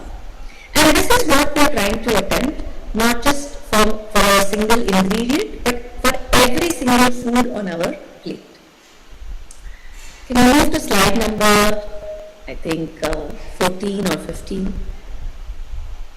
Please go ahead. Yeah, please go to slide 20. Yes, thank you. So, what we arrive at is to understand that what you and I look at in terms of food is not only different in the way we describe it, but we have to also understand how the third party, which is our client or patient, might be looking at food. I wanted to take you over a breakdown of the words diet, foods, ingredients and nutrients.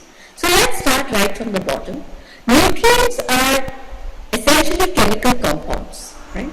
And a single nutrient, what we call protein, itself is made up of several amino acids or fats. They can be steroid based or they can be fatty acid based. This is what I enjoy studying, and this is what dietitians learn about. Ingredients or dravya is what Ayurveda talks about. It will mention pippali, it will talk about yava, it will talk about shavi. This is what you are familiar with, and this is likely what you are using in your practice as pathya guidance for a client or a patient. But what your patient understands is food. They will understand ganji, they will understand sambar, they will understand lemon rice. They might not understand or even appreciate the ingredients that make these up, as well as the nutrients that go into it. And sitting on top of this hierarchy list is diets. Diets are actually what your patients eat. You might recommend to your patient to have kanji, but you might also have to tell them, have it first thing in the morning, or make this your mid-time meal, or have this just before you go to sleep. That is a diet. So oftentimes when I interact with Ayurveda Vaidyas, I will get very good ingredient information and I will get very good advice on practices. But I will not get them together. So for me, it is very difficult if I do not have enough nutrition science as well as dietetic knowledge to understand how to integrate these principles. Next slide, please. But there is a major caveat and a problem right now in nutrition science, which I think is a gap that Ayurveda can fill very nicely.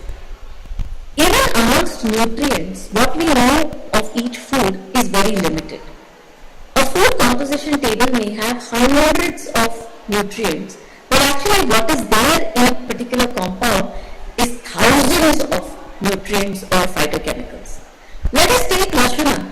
It is a Mahadheshajya. It can be used in so many different ways and is a major ingredient of our diets. It has about 2,306 distinct chemical compounds, and these are only the compounds that we can identify today. Maybe it has many more that we don't have sophisticated instrumentation for. And no matter how in small quantities these are present, we are still able to understand the physiological impact of Lashuna. And this is the advantage that Ayurveda brings to the dietetic field. Today, this is being called as the dark matter of nutrition, but I think that for Ayurveda, this is certainly not a dark matter. Can you go to the next slide, please? So we are using now this idea of nutrition science combined to Ashtahara Vidhi Vishesha Ayatna to do some research on integrative diets. Can you please go to the last slide, please?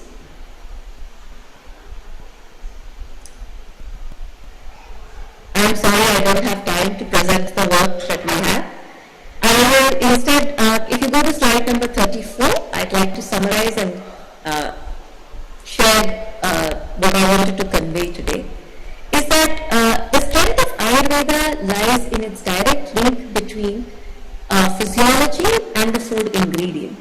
And it has many other positives as far as dietary recommendations are concerned, such as when to eat, portion size, habitat or desha, etc.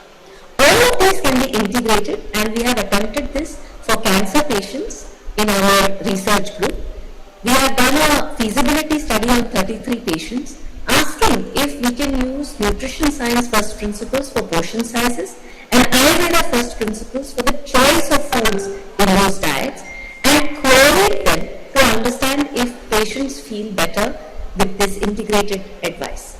And what we have concluded is that it is certainly feasible to combine both these nutritional sciences, but importantly, it requires a team. A Vaidya cannot be a dietitian cannot be a Vaidya. And certainly a biochemist like me is neither a Vaidya nor a dietitian. So what we need are trained professionals and qualified people talking to each other. So for all the Vaidyas out there in the audience who are keen to make Pathya a major component of your treatment, I would highly recommend that you start working with dietitians in order to give better dietetic advice, and better in the sense of ease of use for your patients. Because a dietitian will give good advice on how a diet can be personalized and implemented to an individual, whereas the Ayurveda Vaidya can very clearly talk about the ingredients in relationship to the disease that this person is suffering from. So I'd like to now just go to the last slide. I'm sorry that today's interaction was so brief, but I'd encourage you to come and visit our website. We have many courses on Ayurveda dietetics. I'm always surprised that sometimes Ayurveda students also like to take these courses.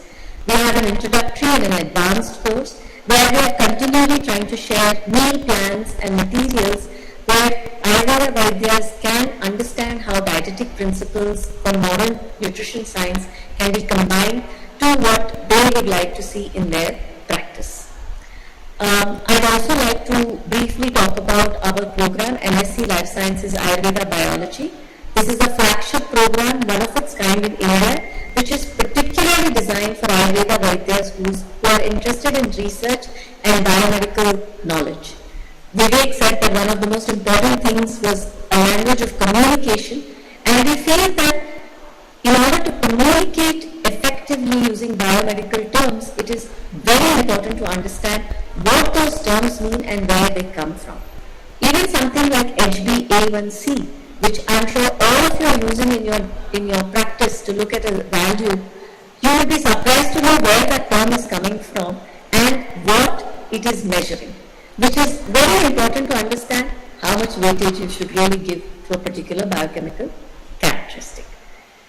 I have put in a QR code for the webinar that we are organizing for this course on July 15.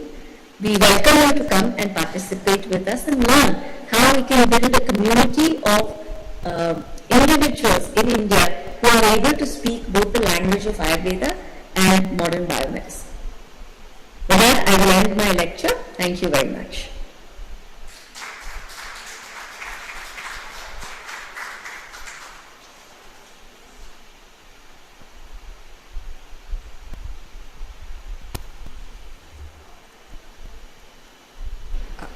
From audience side, any questions?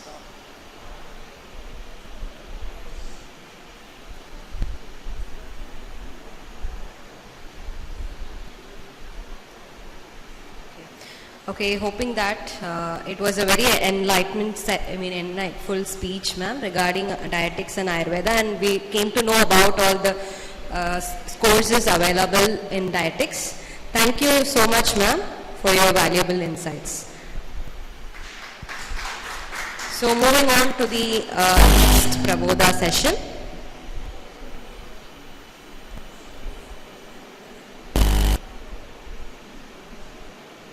So I request every audience to be seated inside the auditorium, please, or outside, please, so that because the purpose of the session is for you.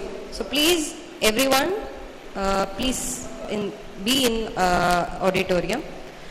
And moving on to the next Prabodha session, Dr. Harikrishnan, PhD, Professor of Chemistry and Director, SJSACH, SCSMB University, Kanchipuram, is a chemical engineer and a material scientist with 30 years of experience in research, development, technology, and commercialization. He has worked for 18 years in industry and 15 years in consulting with expertise across materials, semiconductors, water treatment, electrolyzers. He has developed 12 novel industrial technologies, holds 6 patents, and authored 14 publications and 1 book.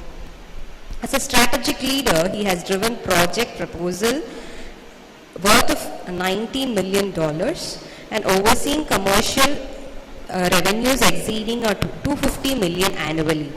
He has also established 5 advanced centers of excellence in member separation.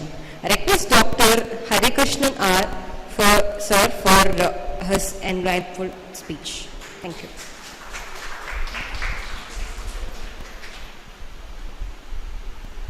Thank you.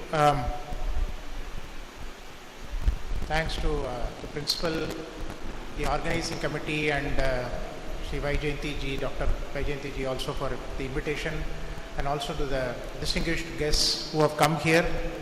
I guess I'm standing between you and your lunch, right? So, yeah, so when Dr. Vaijayanti was telling me about the topic, about research to real world impact and then about innovation. So we have had some wonderful speakers today, Shri Vivek ji, about commercialization and how you are supposed to communicate and make money and business, how to have the commercial aspects of Ayurveda and Bharat, go forward globally. And the other aspect is about a lot of food pictures, nutrition and health from the next speaker, okay, Medha ji.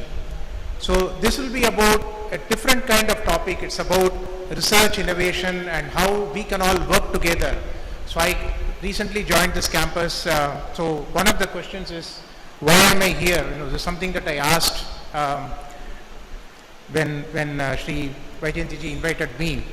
So as we go along this journey for the next 15-20 minutes, it will be much clearer about how we will be looking forward to working with each other, and I'll be able to answer this question myself. Okay.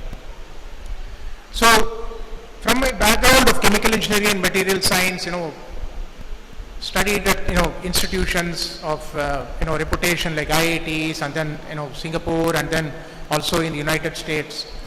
The key thing is we learn the fundamentals, okay, and then when we look at how when I was going through these courses of chemical engineering and material science, one of the key things that apply, how am I going to apply it in practically?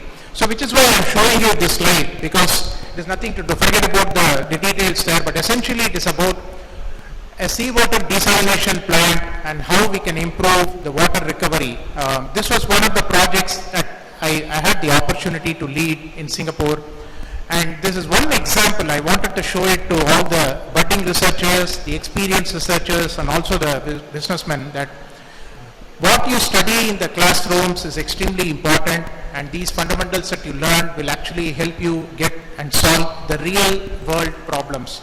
So this is one of the real world problems which I had the opportunity to work, where we developed a new process to improve seawater desalination. Okay. The next example is about, again, it related to water, and this is related to wastewater treatment. Again, this is a real world problem, what you learn, the basics from the classrooms that you are able to apply. And this is also one of the experiences that I have had to lead this team and develop these technologies. Okay. And there's a reason why I'm going through this faster. This is one of the commercial things that you see. I mean, this is what the end user, when you go to whether it is a water treatment plant or, for a municipality, you get, in your homes, you open the tap and get water. But where do you get the water from? From a treatment plant, where it is purified. It is made, I mean, of course you have your small RO unit, in your kitchen, but there's much things that are beyond that. In India, of course, we get it from the well or from the bore, but there are globally, the groundwater is not available in most places. So they have to either get it from the sea, or they have to actually reuse the water, or they still have to purify the water that they get from underground and then, drink it. So these are the kind of systems that, young researchers like me who have had the opportunity to actually develop, okay, these systems that are standing out here, these are the ones that we have the opportunity to do. So this is what actually kind of inspired me through my journey from, a classroom textbook to where I am today. And that's what I believe students, researchers, you're all, you can also look forward to tomorrow, maybe 20, 30 years down the road. Okay. This is another example of semiconductor manufacturing. So here you all have your cell phones, you have your laptops, and the systems. How are these things made? This is also one of the, I spent about close to 7 to 8 years in this industry, where from a chemical engineering perspective, I had the opportunity to actually develop some of this equipment, the one that is there on the right side. And so this small equipment and process contributes to a manufacturing line, which is what is the bottom of the slide, okay, as part of the Intel work. So I was there for 4 years. And when I visually saw these things running, and the packages that come out of these lines are the ones actually in your cell phones today. So it gives a sense of feeling that, okay, you have contributed to a small percentage of what a common human is using, okay. So this kind of satisfaction you can also derive when you actually work on something, show the passion that you have and develop something for the society, okay. This is another last example I'll show from my experience. This is a electrolyzer company I worked for, where we developed, so electrolyzer is basically from water, you get hydrogen and oxygen. Both of these are at high purity. Oxygen is used in the oxygen industries. For example, in hospitals, the high pure oxygen is used, especially in the ICUs, etc. Hydrogen is used as a fuel. Okay, it can be used, converted to a fuel cell, or it can also be used to make ammonia or cement or steel. So these are green steel, green ammonia, etc. So again, these are all practical applications which, as a researcher, if you choose the problem statements appropriately to your interest, you will be able to develop. So that's what I'm trying to bring in here. So now some perspectives on what is relevant to here, a room full of doctors around, trying to look at health and nutrition and various aspects. So some perspectives from my background I would like to bring in terms of future of Ayurveda.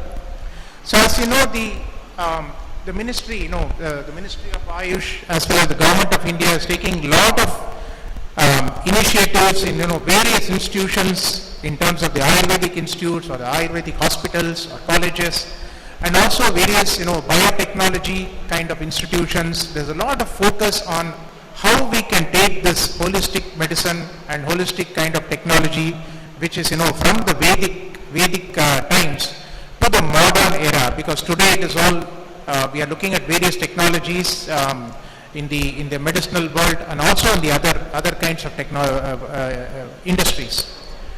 So when we look at the core theme drivers, which in my perspective what I have observed is wellness. So wellness is, as you know, today it has completely changed from the Vedic times or the ancient times. We are looking at the living conditions, the different food chains and habits. These are the drivers that take this particular aspect of the Ayurveda forward. Actually, the previous speaker was also, Meghaji was also speaking about that. Then we have digital health and artificial intelligence. So without AI, we cannot speak anything today. So as you might have seen, in China very recently, there is a kind of a clinic which is actually in the form of a kiosk where a patient is diagnosed. Okay, you don't need a person sitting out there. They will diagnose the person. They will also give the prescription and the medicine. It happens in the kiosk. So this is the kind of digital health technologies that we are looking. Okay. So this is also another perspective to have in mind as a young Ayurveda researcher, or even as a forward-looking Ayurveda experienced researcher, to what to look out for in the next 10, 15 and 20 years, and what kind of technologies that you have to develop. Okay. Of course, economics and the market, huge numbers out there, and that's what Sri Vivekji was also hinting about. This is something that we have to look forward, because Bharat as a country, one of its key strengths is Ayurveda, and we have to project it in such a way that the economic conditions of oneself, as well as the institution, as well as the country as a whole, we have to actually improve. And also, I mean, as you know, we are the knowledge center of this world, and you are in Kanchipuram, which is traditionally is a knowledge center, as you know. Then global exports of, this is something even Sri Vivekji was touching. Post-COVID, there's a lot of, especially with the way, amazingly our government at that time, Modi ji was actually doing it and his team were doing it. The COVID medicines were practically given at such a low cost or almost free for a huge number of people. It never happened in any other country. In fact, in most countries abroad, in US and Europe, you might have heard of because of the medicines, those allopathic medicines that they developed, there were a lot of side effects and people actually lost their lives. Whereas from India, at least from a different kind of perspective, how we went through the COVID phases was just mind-boggling actually, and it was an example for the entire world to see that how to handle these kind of health situations on a global massive scale. And today it is COVID, tomorrow it can be something else, but we have the resolution of the people and the government which has set an example for that. So this is also something as a researcher you can look forward to, seeing that what kind of preparation that you have to do today to look forward to future issues. And business-centric Ayurveda we already spoke about, and I basically captured some of those images in terms of those companies. Some of them are actually abroad based. The last but not the least is the integration with science, engineering and modern technology, and this is where I feel I can work with you all, and the institution in ANATOR also, the faculty and the ecosystem can work with you all here in actually developing the future technologies, because Ayurveda is one aspect, it is an ancient science. The modern engineering and sciences are actually taking in a certain way. So we can work together and see how this kind of a marriage can happen, and we can develop something for the future. Okay. So this is kind of a story I wanted to bring in. You might have heard of Maharishi Patanjali, because you might have heard of the Yoga Sutras, and so I thought of bringing it here just to share, Yoga, Ayurveda and the Guru Parampara story. It is very much related to this particular, the trust and the university that we are associated with. As you know, Patanjali was a great sage. Several centuries ago, he was there on this earth. I will go over the story. You might have heard of the Mahabhashyams and the Yoga Sutras, which are very famous, but several of his writings were actually true inspirations for Ayurveda.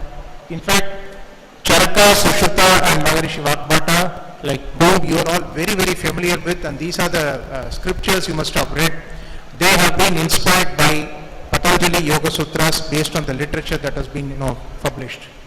So, and it was very interesting to see how Patanjali came about doing these things. Okay.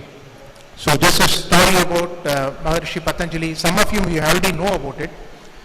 So once Adishesha, as you know, is the serpent over which Mahavishnu sleeps. Mahavishnu and Goddess Lakshmi actually rest. So once Adishesha was feeling a lot of weight over himself, he was feeling very heavy, and so he asked Mahavishnu, "Oh Lord, what is happening?" At that time, Mahavishnu has actually closed his eyes and he was in deep thought. So he opened his eyes and said he was actually imagining the Shiva Tandava dance, Ananda Tandava of Lord Shiva, because of which probably Adishesha felt very heavy. Okay. So Adishesha was very curious. He wanted to know, "Oh Lord, can you please teach me how I can experience that bliss?" So Mahavishnu blessed him and he said, "You be born on earth and you can have this experience." And so Patanjali came to earth. Patanjali came to earth, and that's why it's called Patan, means downfall, falling down, and Anjali is salutation. So a great yogini, Gaunika, was actually praying to the sun god for a child, and Patanjali just fell into her hands, and that is how he was born. Okay. So she was Gaunika was a great yogini, so she groomed the child, nurtured him, and then he taught all that she knew to Patanjali. So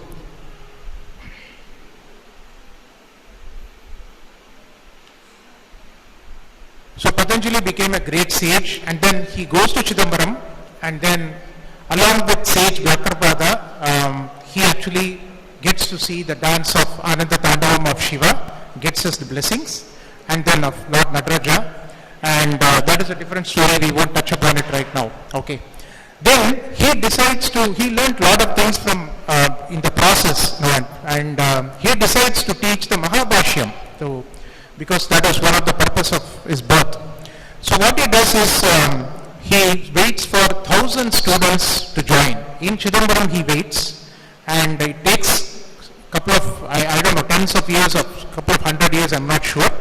But it takes some time, and eventually, slowly, in those days, students come from all over Bharat, they just walk and go, so it takes time. So eventually, 1,000 students assemble, and then he's ready to take the classes. At that time, he says, there are two rules. One is, I'm going to be teaching behind the screen, and nobody should open the screen. And number two is, nobody should get up from the class and go out during the class. Okay, it's absolutely, they have to be there. If they get up and go, they become a Brahma Rakshasa. So, that is the shop. Okay.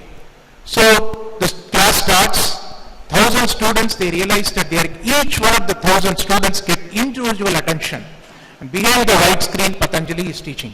So, out of these 1,000 students, one student, his name is not known, but he decides he gets, he wants to go to the restroom, bathroom, and then he slowly goes out.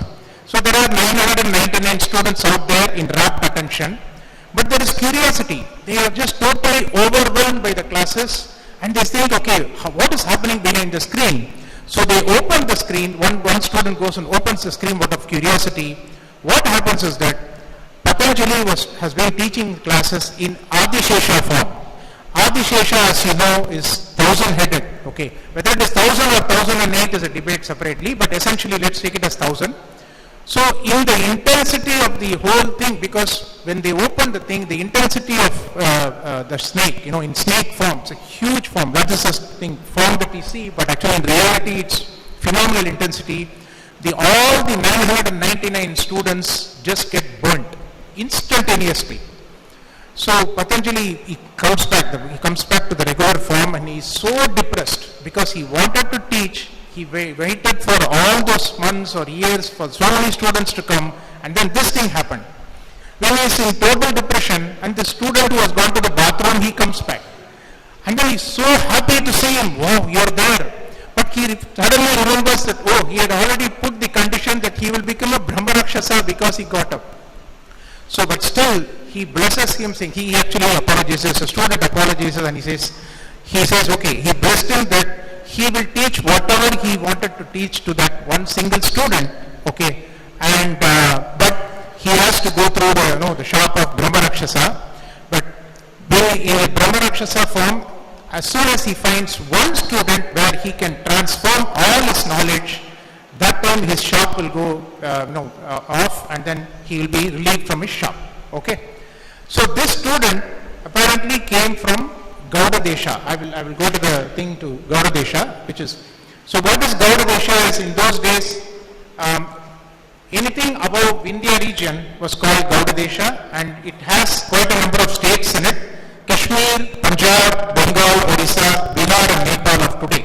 Okay, anything below Vindhya region was called Dravida Desha, which is Andhra, Karnataka, Maharashtra, Saurashtra, Gurjara, and Dravida. Okay. Of course, the politicians of Tamil Nadu think they are the only Dravidians, but it is not the case. Okay, so this person, so he's from Gauda Desha. That is the only thing people know, at least based on the literature. So what he does is, okay, he gets relieved from Patanjali, and then he goes and he waits at the junction of the two areas, Gauda Desha and Gauda Desha in the Vindhya region. He waits in one place for the student to come. He waits for tens of years, hundreds of years, even I believe like couple of hundreds of years go away. Not a single student is able to find to transfer the knowledge. Now in between, many students came he asked them the question, but only if they answered correctly, he becomes eligible for transfer of knowledge. So the concept of the Brahma Rakshasa is, if they don't answer the question, the Rakshasa will eat them. So this goes on for a long time, and students get eaten up by this Brahma Rakshasa, but no student is eligible. Eventually, Patanjali, when he looks at it, he gets, really compassionate because his student is out there sitting in one place, unable to find the student. Patanjali himself takes the avatar of a student, Chandra Sharma, and then one day he comes to that place and eventually he gets the knowledge transferred to him. So there's a lot of story about how that thing happens, but essentially from the Brahma Rakshasa, all the knowledge gets transformed to Chandra Sharma, who is also Patanjali's avatara. After that is done, he gets relieved and the Brahma Rakshasa, that Gauda person, he wants to meet his guru. So he goes all the way to Badrinath to meet his guru, which is Sri Shukhar. And he gets the Diksha and he becomes Gaudapada Acharya. So this name might ring a bell to you. That is also one of the Acharyas of the Kanchi Matam. Gaudapada Acharya. Now what happens to Chandra Sharma? He gets the knowledge. There's a story that goes that he goes through the Laukigam way, he gets married, and after that he takes sannyasa, he finishes his responsibilities, family responsibilities, he gets relieved from there, and then he goes and meets his guru, and he goes all the way to Badrikashrama and then meets his guru, which is Gaudapada Acharya. He gets the Diksha and he becomes Govinda Bhagavatpada. So now you can relate again. Now immediately Govinda Bhagavatpada, after meeting his guru, there is a meeting that happens between Lord Brahma and then Sukacharya and then Gaudapada Acharya and Govinda Bhagavatpada. Govinda Bhagavatpada wants to go, finish his thing. But at that time the other three tell him that he has to go and wait for some more time to transfer his knowledge. And so they gave him the Agya and he comes back to the same place where he received the knowledge from the Brahma Rakshasa before. The same junction between the two deshas. That's where he waits. And then, as you all know, or can guess, 8-year-old boy goes all the way from Kaladi by walk all the way to that place and meets the Acharya there, Govinda Bhagavatpada, and that is our Adi Shankara Bhagavatpada. So this is how the knowledge has been transferred. So you can imagine, starting from the dream of Lord Vishnu, Adi Shesha, and then eventually coming to Chandra Sharma, and then Govinda Bhagavatpada and the present Acharya.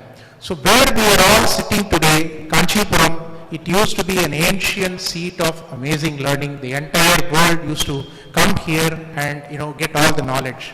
So we are all privileged to be here, and this story, I hope, how the link from Patanjali, Ayurveda, you are all experts in Ayurveda, okay.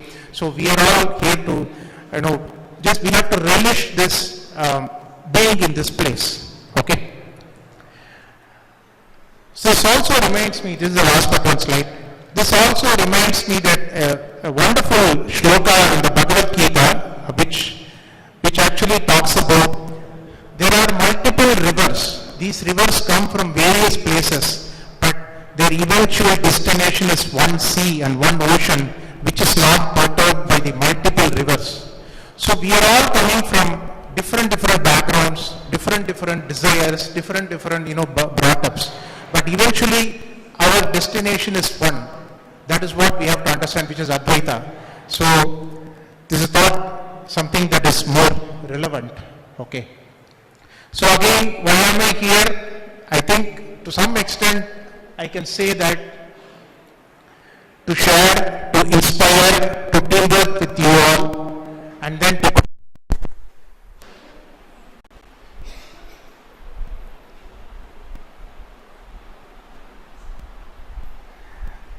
contribute,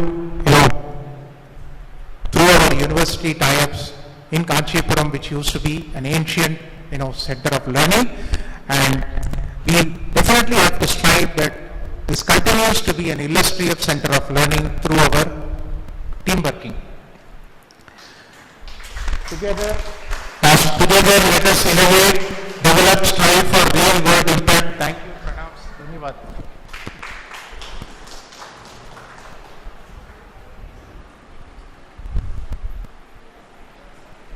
So it was a very enlightful session and the descent of Ayurveda through the Patanjali Maharishi. So thank you, sir. We are moving on to next. I delightfully, I would like to invite my beloved junior, Dr. Chandra Mohan, who is also pursuing MD in RSBK on the topic Ayurved. Thank you.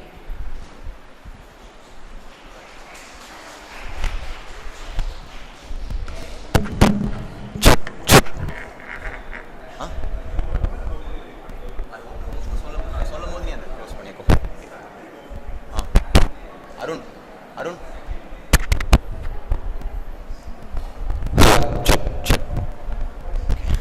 So let me get through this quick. I know we are running short of time. So before beginning, I would like to I feel very privileged to share a small piece of work before this greatest minds of this field. This institution has created tremendous, outstanding generations of practitioners, teachers, and researchers. So I feel very proud and honored to be here and to present our small piece of work. So with this, Atma Namaste, esteemed judges, principals, teachers, and distinguished alumni members. So myself, Dr. Chandra Mohan, pursuing MD Rashastra and Rashidakalpana, second year PG scholar. So imagine we are in the world's largest library, where the answer we are looking for is somewhere inside, but there is a problem. There is no guide, there is no cataloging, there is no index, there is no categorization, nothing. So here is a problem. All the knowledges are within the library, but what is the actual problem? The accessibility. So similar thing we felt in Rashastra. Rashastra has thousands of formulations, potent formulations which are applied in variety of therapeutic purposes. But there is actual problem is the accessibility of those things. So here is where we thought we could address. So the first question, research question, what we had was not how to create a big research question. Simple question we had was how can we help? And that led to a solution that is SJSACH. We present you to the SJSACH, a small clinical knowledge database where there are 81 ingredients and their therapeutic utilities categorized based on ingredient-based search as well as therapeutic-based search, aiding the clinical practitioners to safely as well as effectively practice and incorporate more Rashaushadhis in day-to-day clinical practice. So let me just get through the demonstration on how to use this database. So this is the home page which covers 81 ingredients, and we have got 1021 therapeutic utilities, out of which we have got 567 unique conditions. And among the 567 unique conditions, 225 disease terms were being mapped with the Namaste portal or the standardized ICD codes or standardized Ayurveda terms. So, and next the search panel. So we have got two search panels. One is ingredient-based search as well as the therapeutic-based search. So first is ingredient-based search, where this can aid the academicians, where you can type any of the ingredient in Rashastra like abrakal or something, and you will get the drop-down option, and you can search where you can find where and all abraka has been indicated. In therapeutic purposes of abraka has been listed down. So if you want to learn more about any particular therapeutic utility, you can click any one, and you will get the classification, ingredient name, which disease it is indicated, along with which anupana or sahapana it is indicated, along with the dose, which company is manufacturing this abrakabasma, what is a reference, what is a shloka number, chapter number, and what is a standardized disease term, all this. So this is one way of searching, which is ingredient-based search. This can aid the students as well as the academicians. And next one, therapeutic. And next is the therapeutic-based search. So just change the search modality to therapeutic-based search, and where you can enter any of the disease starting from Agni Mandya, Ajirna to Yoni Vyapat, Vata Vyadi. You can just click, start typing any of the clinical condition, and you can search like Pandu, Kamana, anything, and you can search.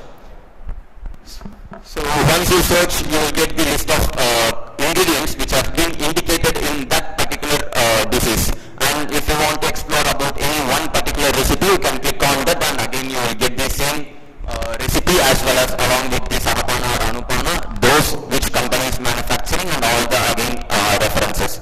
So these are the two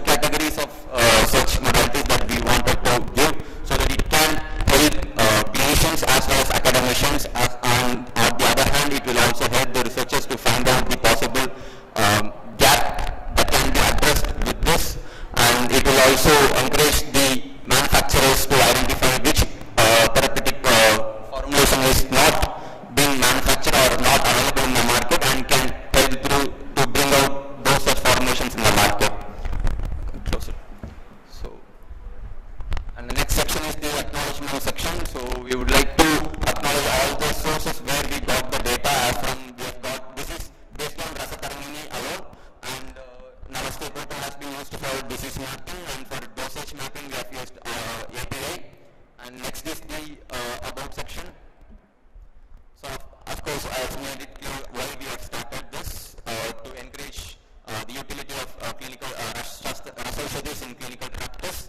And we also wanted to thank our esteemed faculties of my department, Dr. Saranan sir, Dr. Gupta sir, and Dr. Harivanshi sir for their constant support. And we have also scroll down. And we have also given a feedback link where you can actually share your feedbacks as well as opinions about these databases, and it will be encouraged about your opinions as well as the feedbacks, and it will be incorporated. This is database which will be constantly updated over the time, so all your feedbacks and opinions will be taken into account and will be addressed accordingly. Thank you.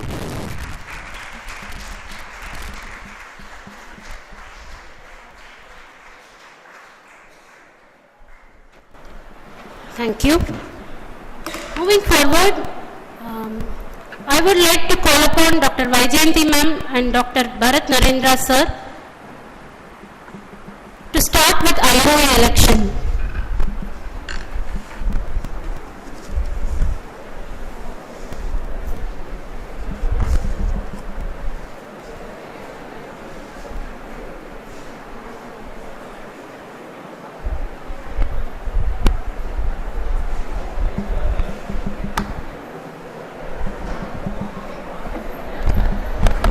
As we wait for Dr. Vaijayanti, our current president, to come, we would like to inform that our tenure is coming to an end, and we would really like other people from the alumni to please step up and take the three key positions of being the president, the secretary, and the treasurer of this esteemed association. So I think Dr. Vaijayanti is just a little bit busy with next award function planning. So once she comes, please bear with us and please discuss amongst yourselves. We would like three people who can come forward voluntarily, and we can have a small election here in a matter of 5 minutes. If you're please interested, be ready. Thank you.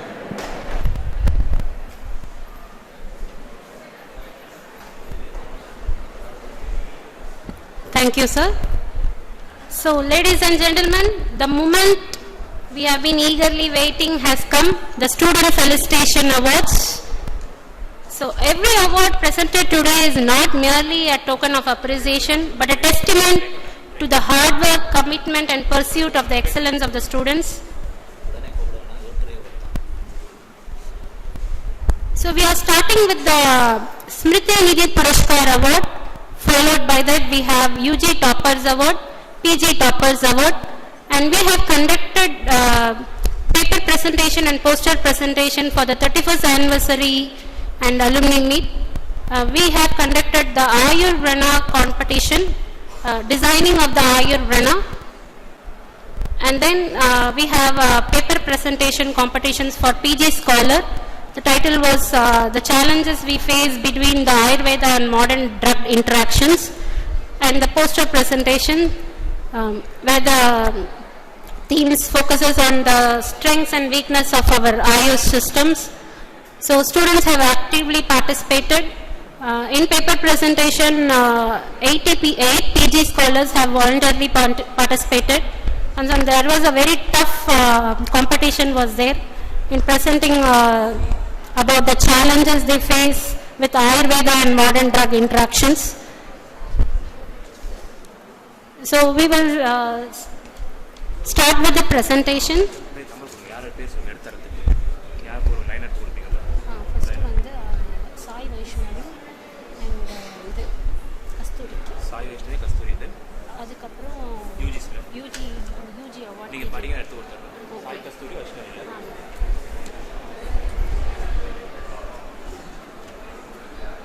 Students, are you excited to receive the awards?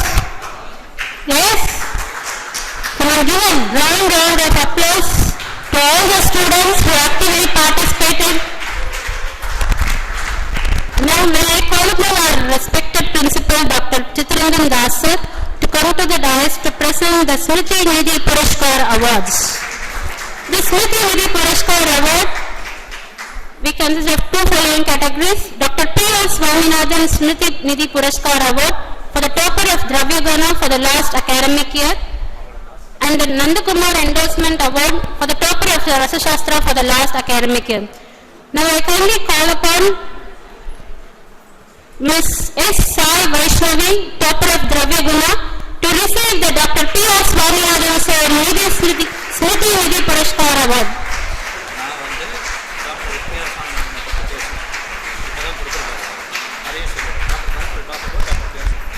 Now Dr. Bharat Narendra Sir will talk about Dr. P.R. Swaminathan Sir.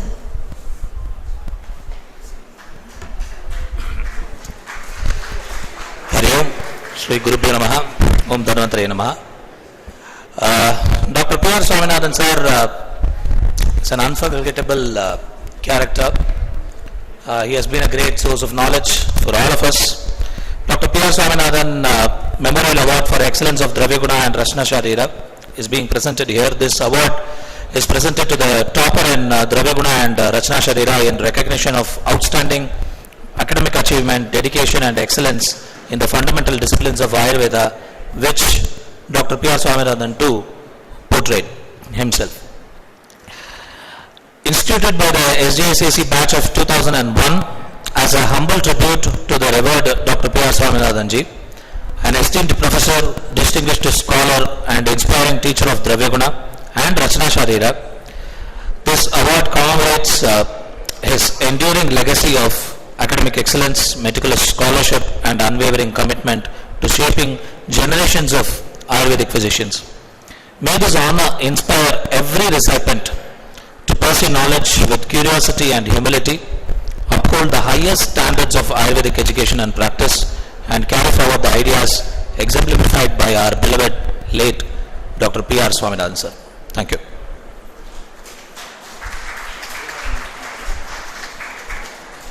Thank you, sir.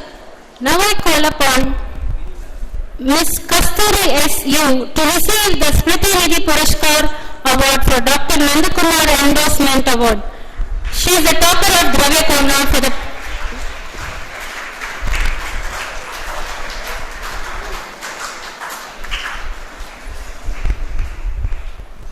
I kindly request the AV team to play the Mrs. Nandakumar sir's wife. Dear students of the 2001 batch, from the depths of my heart, I thank each one of you for the beautiful tribute you have paid to my beloved husband, Dr. Nandakumar, by instituting an award for the topper in Rasa Shastra in his memory.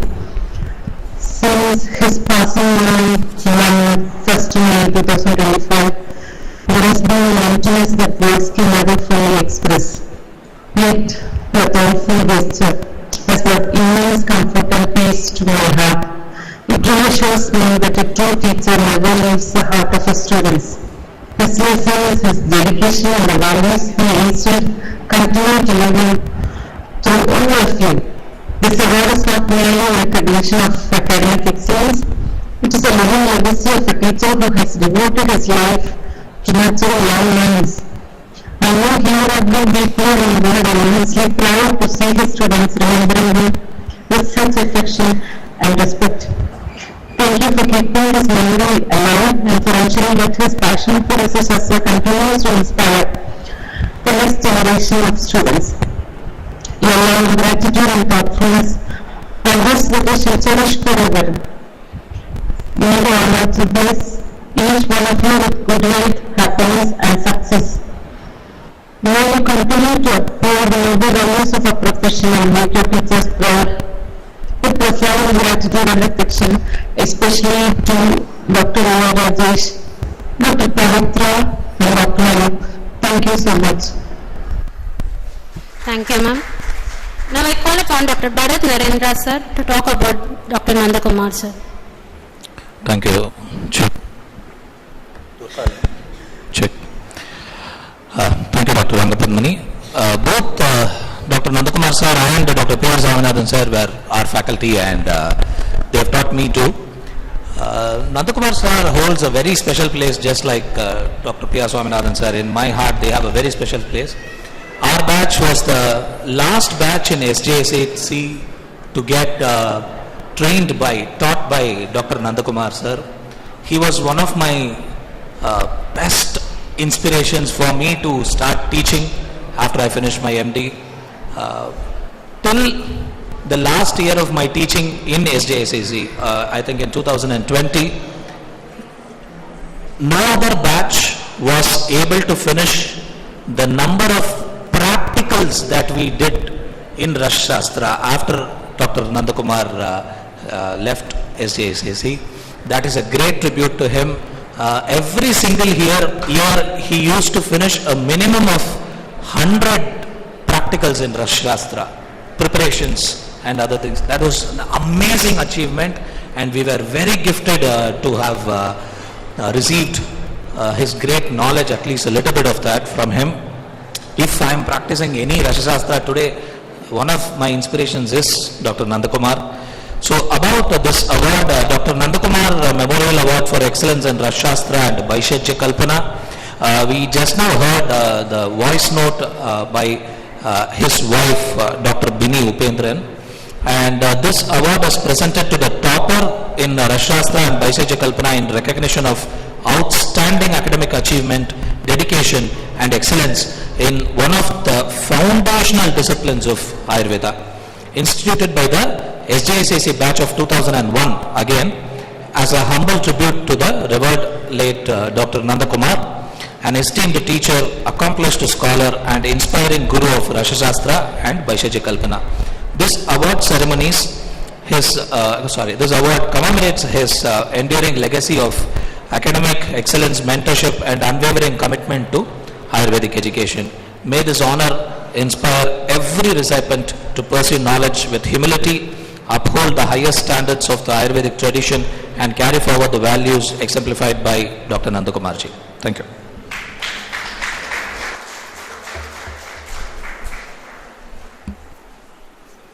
Thank you, sir. Thank you, sir.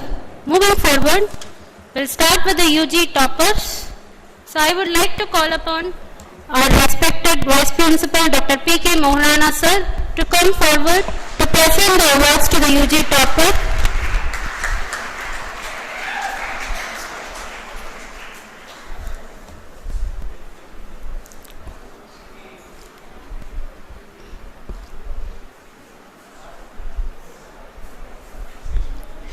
And I also call upon Dr. Usha Patel ma'am, Dr. Vaishnav ma'am, Dr. Godwin sir, Dr. Manikam sir and Dr. Sudhir ma'am as following to felicitate the students with awards. Now I call upon the UG topper of the first professional BAMS with academic year 2025 to 2026 is awarded to Rompichala Vagdevi.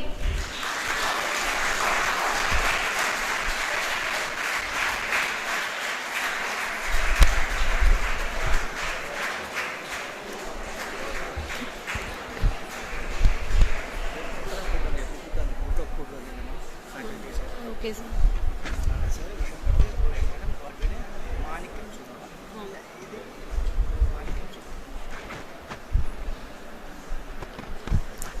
I would like to call upon Ayusha Kumari MP, first professional BAMS academic year 2025-2025 to receive her award from Usha Patel ma'am. I would like to call upon Dr.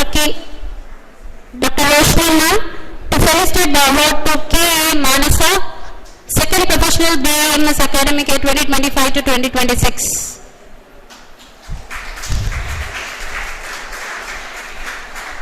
As she is not here, I would request her classmates to come and collect it. Next, I would like to call upon Naveen Kumar A, second professional BAMS topper academic year 2024 to 2025 to receive the award from Dr. Roshni and Dr. Godwin sir.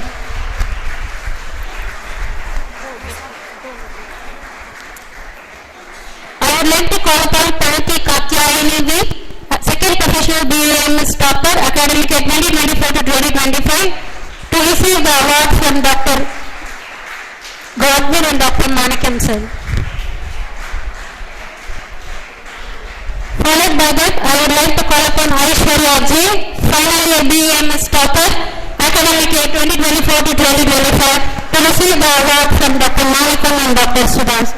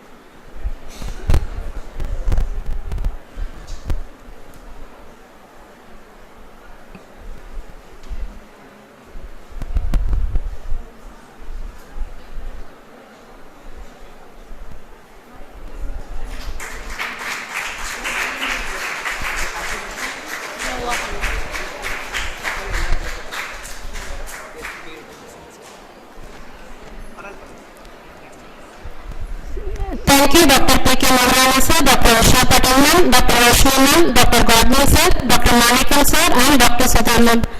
And congratulations to UG toppers. Followed by that, now PG toppers.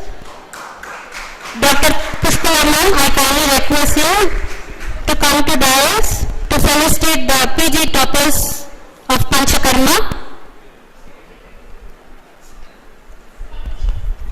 I would like to call upon Dr. Srishma Gangahadri, topper of Panchakarma for the academic year 2024 to 2025.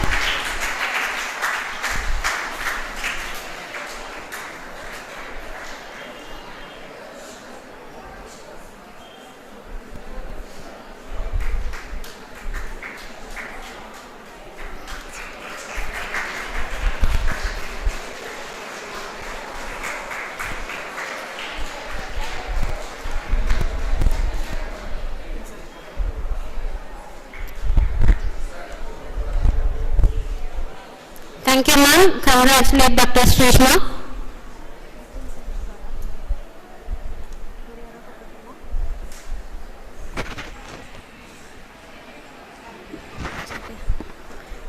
I would like to call upon Dr. Vipin sir to felicitate the Kavachikitsa topper.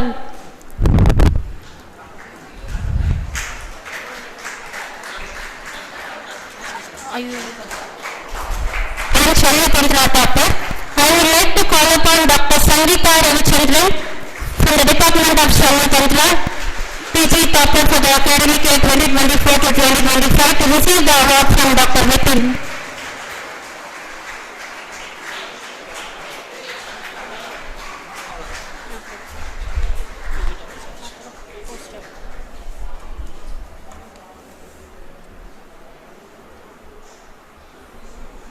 Thank you, sir. Congratulations to Dr. Sangeeta.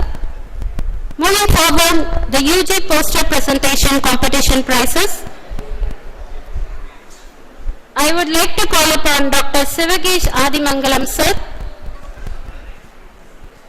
onto the dais to felicitate the PG poster to the UG poster presentation winners.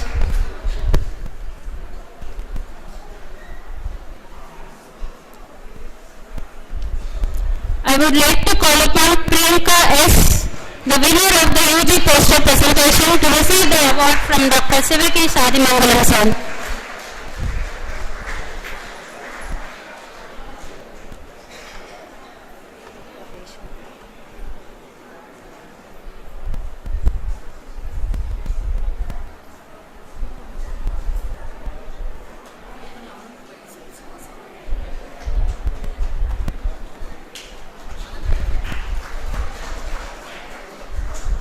Thank you, sir. Congratulations, ma.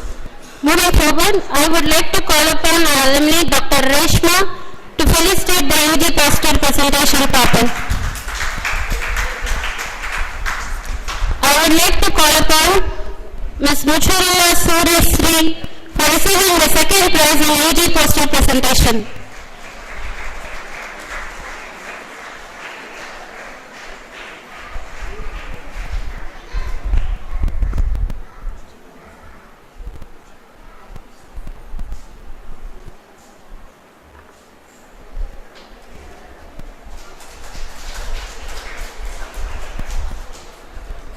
Thank you, Dr. Reshma. Now I would like to call upon our alumni, Dr. Saktibalan sir, to felicitate the third prize of UG poster presentation.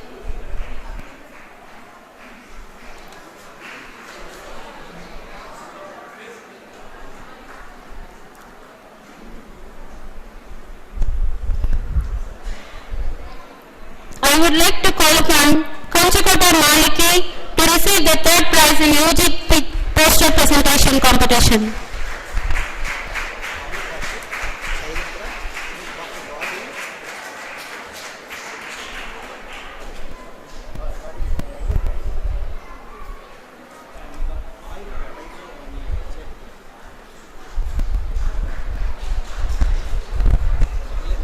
Thank you, sir. Followed by the PG PPT presentation, I would like to call upon Dr. Shambhavi ma'am to come to the dais to felicitate the PG poster presentation competition part.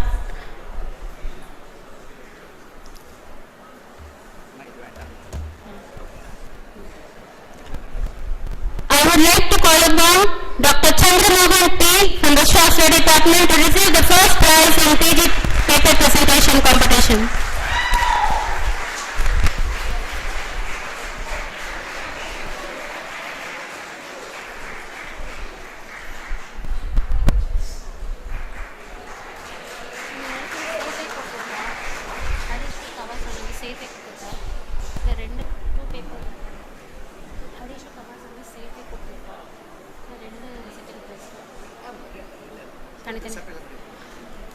Thank you, ma'am.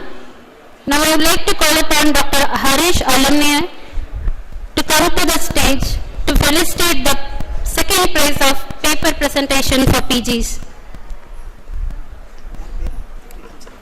Anjali Payas. I would like to call upon Dr. Anjali Payas to receive the second prize of paper presentation competition.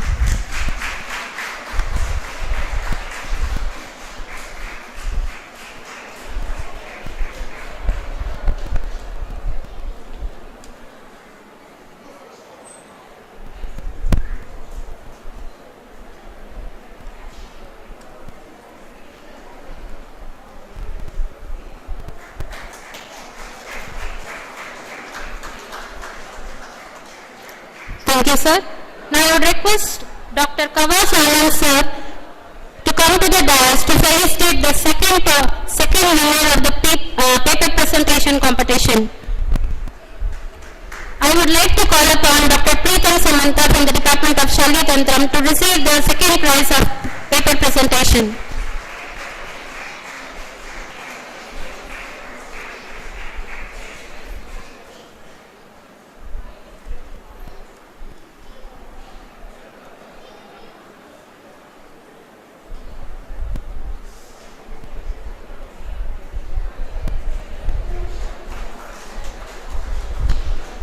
Thank you, sir. Now I would like to call upon Dr. Janani ma'am to come to the dais to felicitate the third topper of the PG paper presentation competition. I would like to call upon Dr. Bisnu Makna from Department of Panchakarma to receive the third prize of PG paper presentation competition.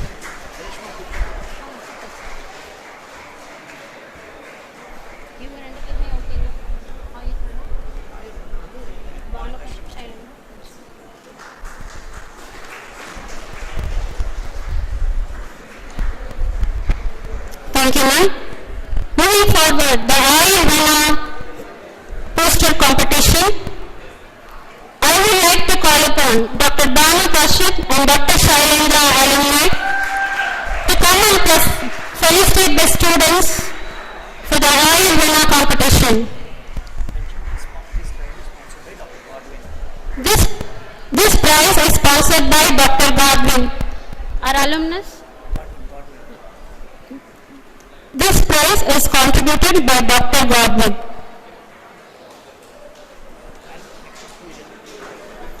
I would like to call upon Anushya Kumari to receive the first prize in the Ayurveda poster presentation.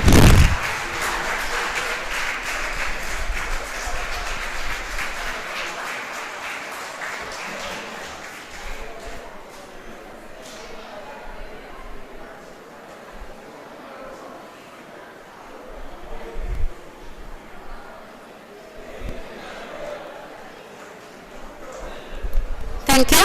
Now I call upon Dr. Pooja, our alumni, to come to the stage to felicitate the second runner-up, the first runner-up of Ayurveda poster presentation.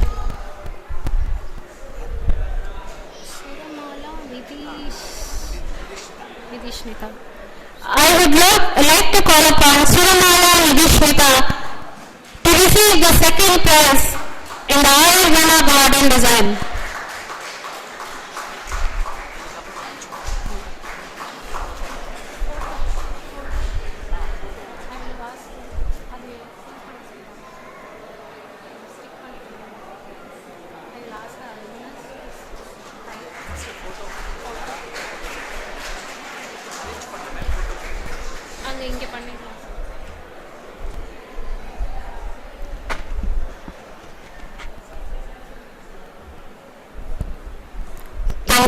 Thank you everyone. Congratulations to all the winners.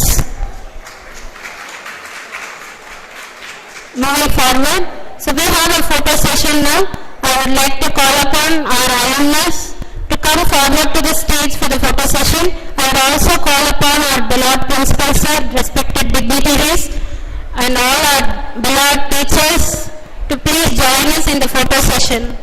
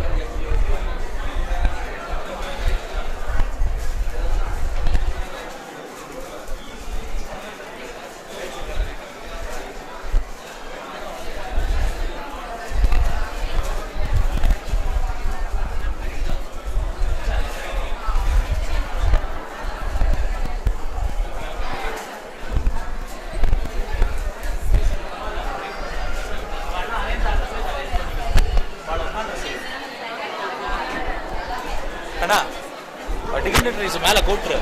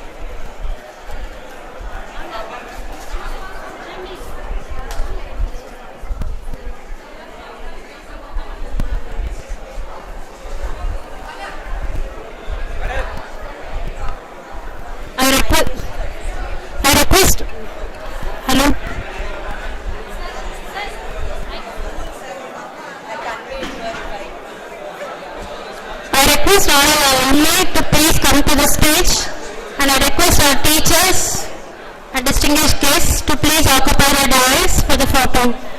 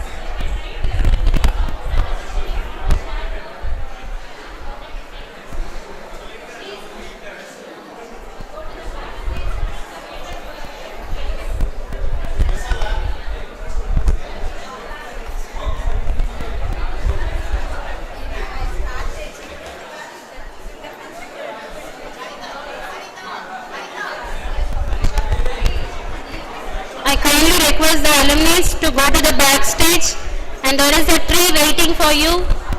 It has many branches with empty leaves, so come fill for us all your visions and blessings to the institution.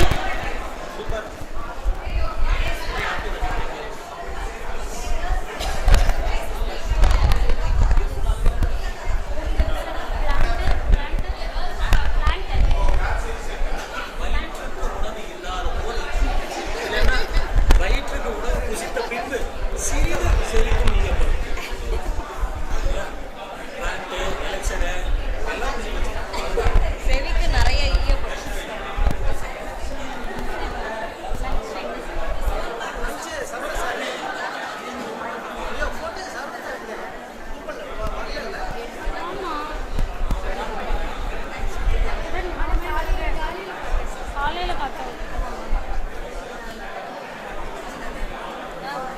I request all alumni to go to the backstage. There is a tree waiting for you with leaves. Please write your blessings and wishes in the tree. Students, please guide their alumni.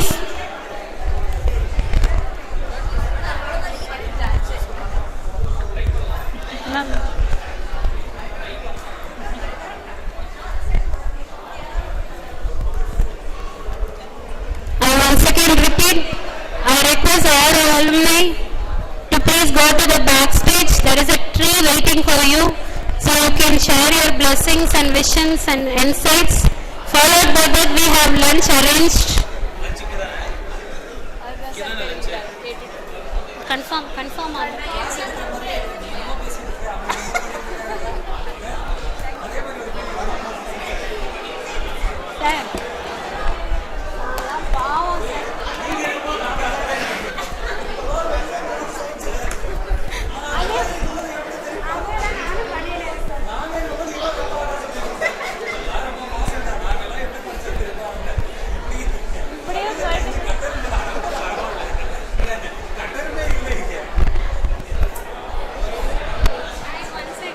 Sir போங்க sir, tree எல்லாம் வச்சிருக்கோம். I kindly request all our alumni to go to the backstage. There is a tree waiting for you. Please share your wishes. Followed by that, we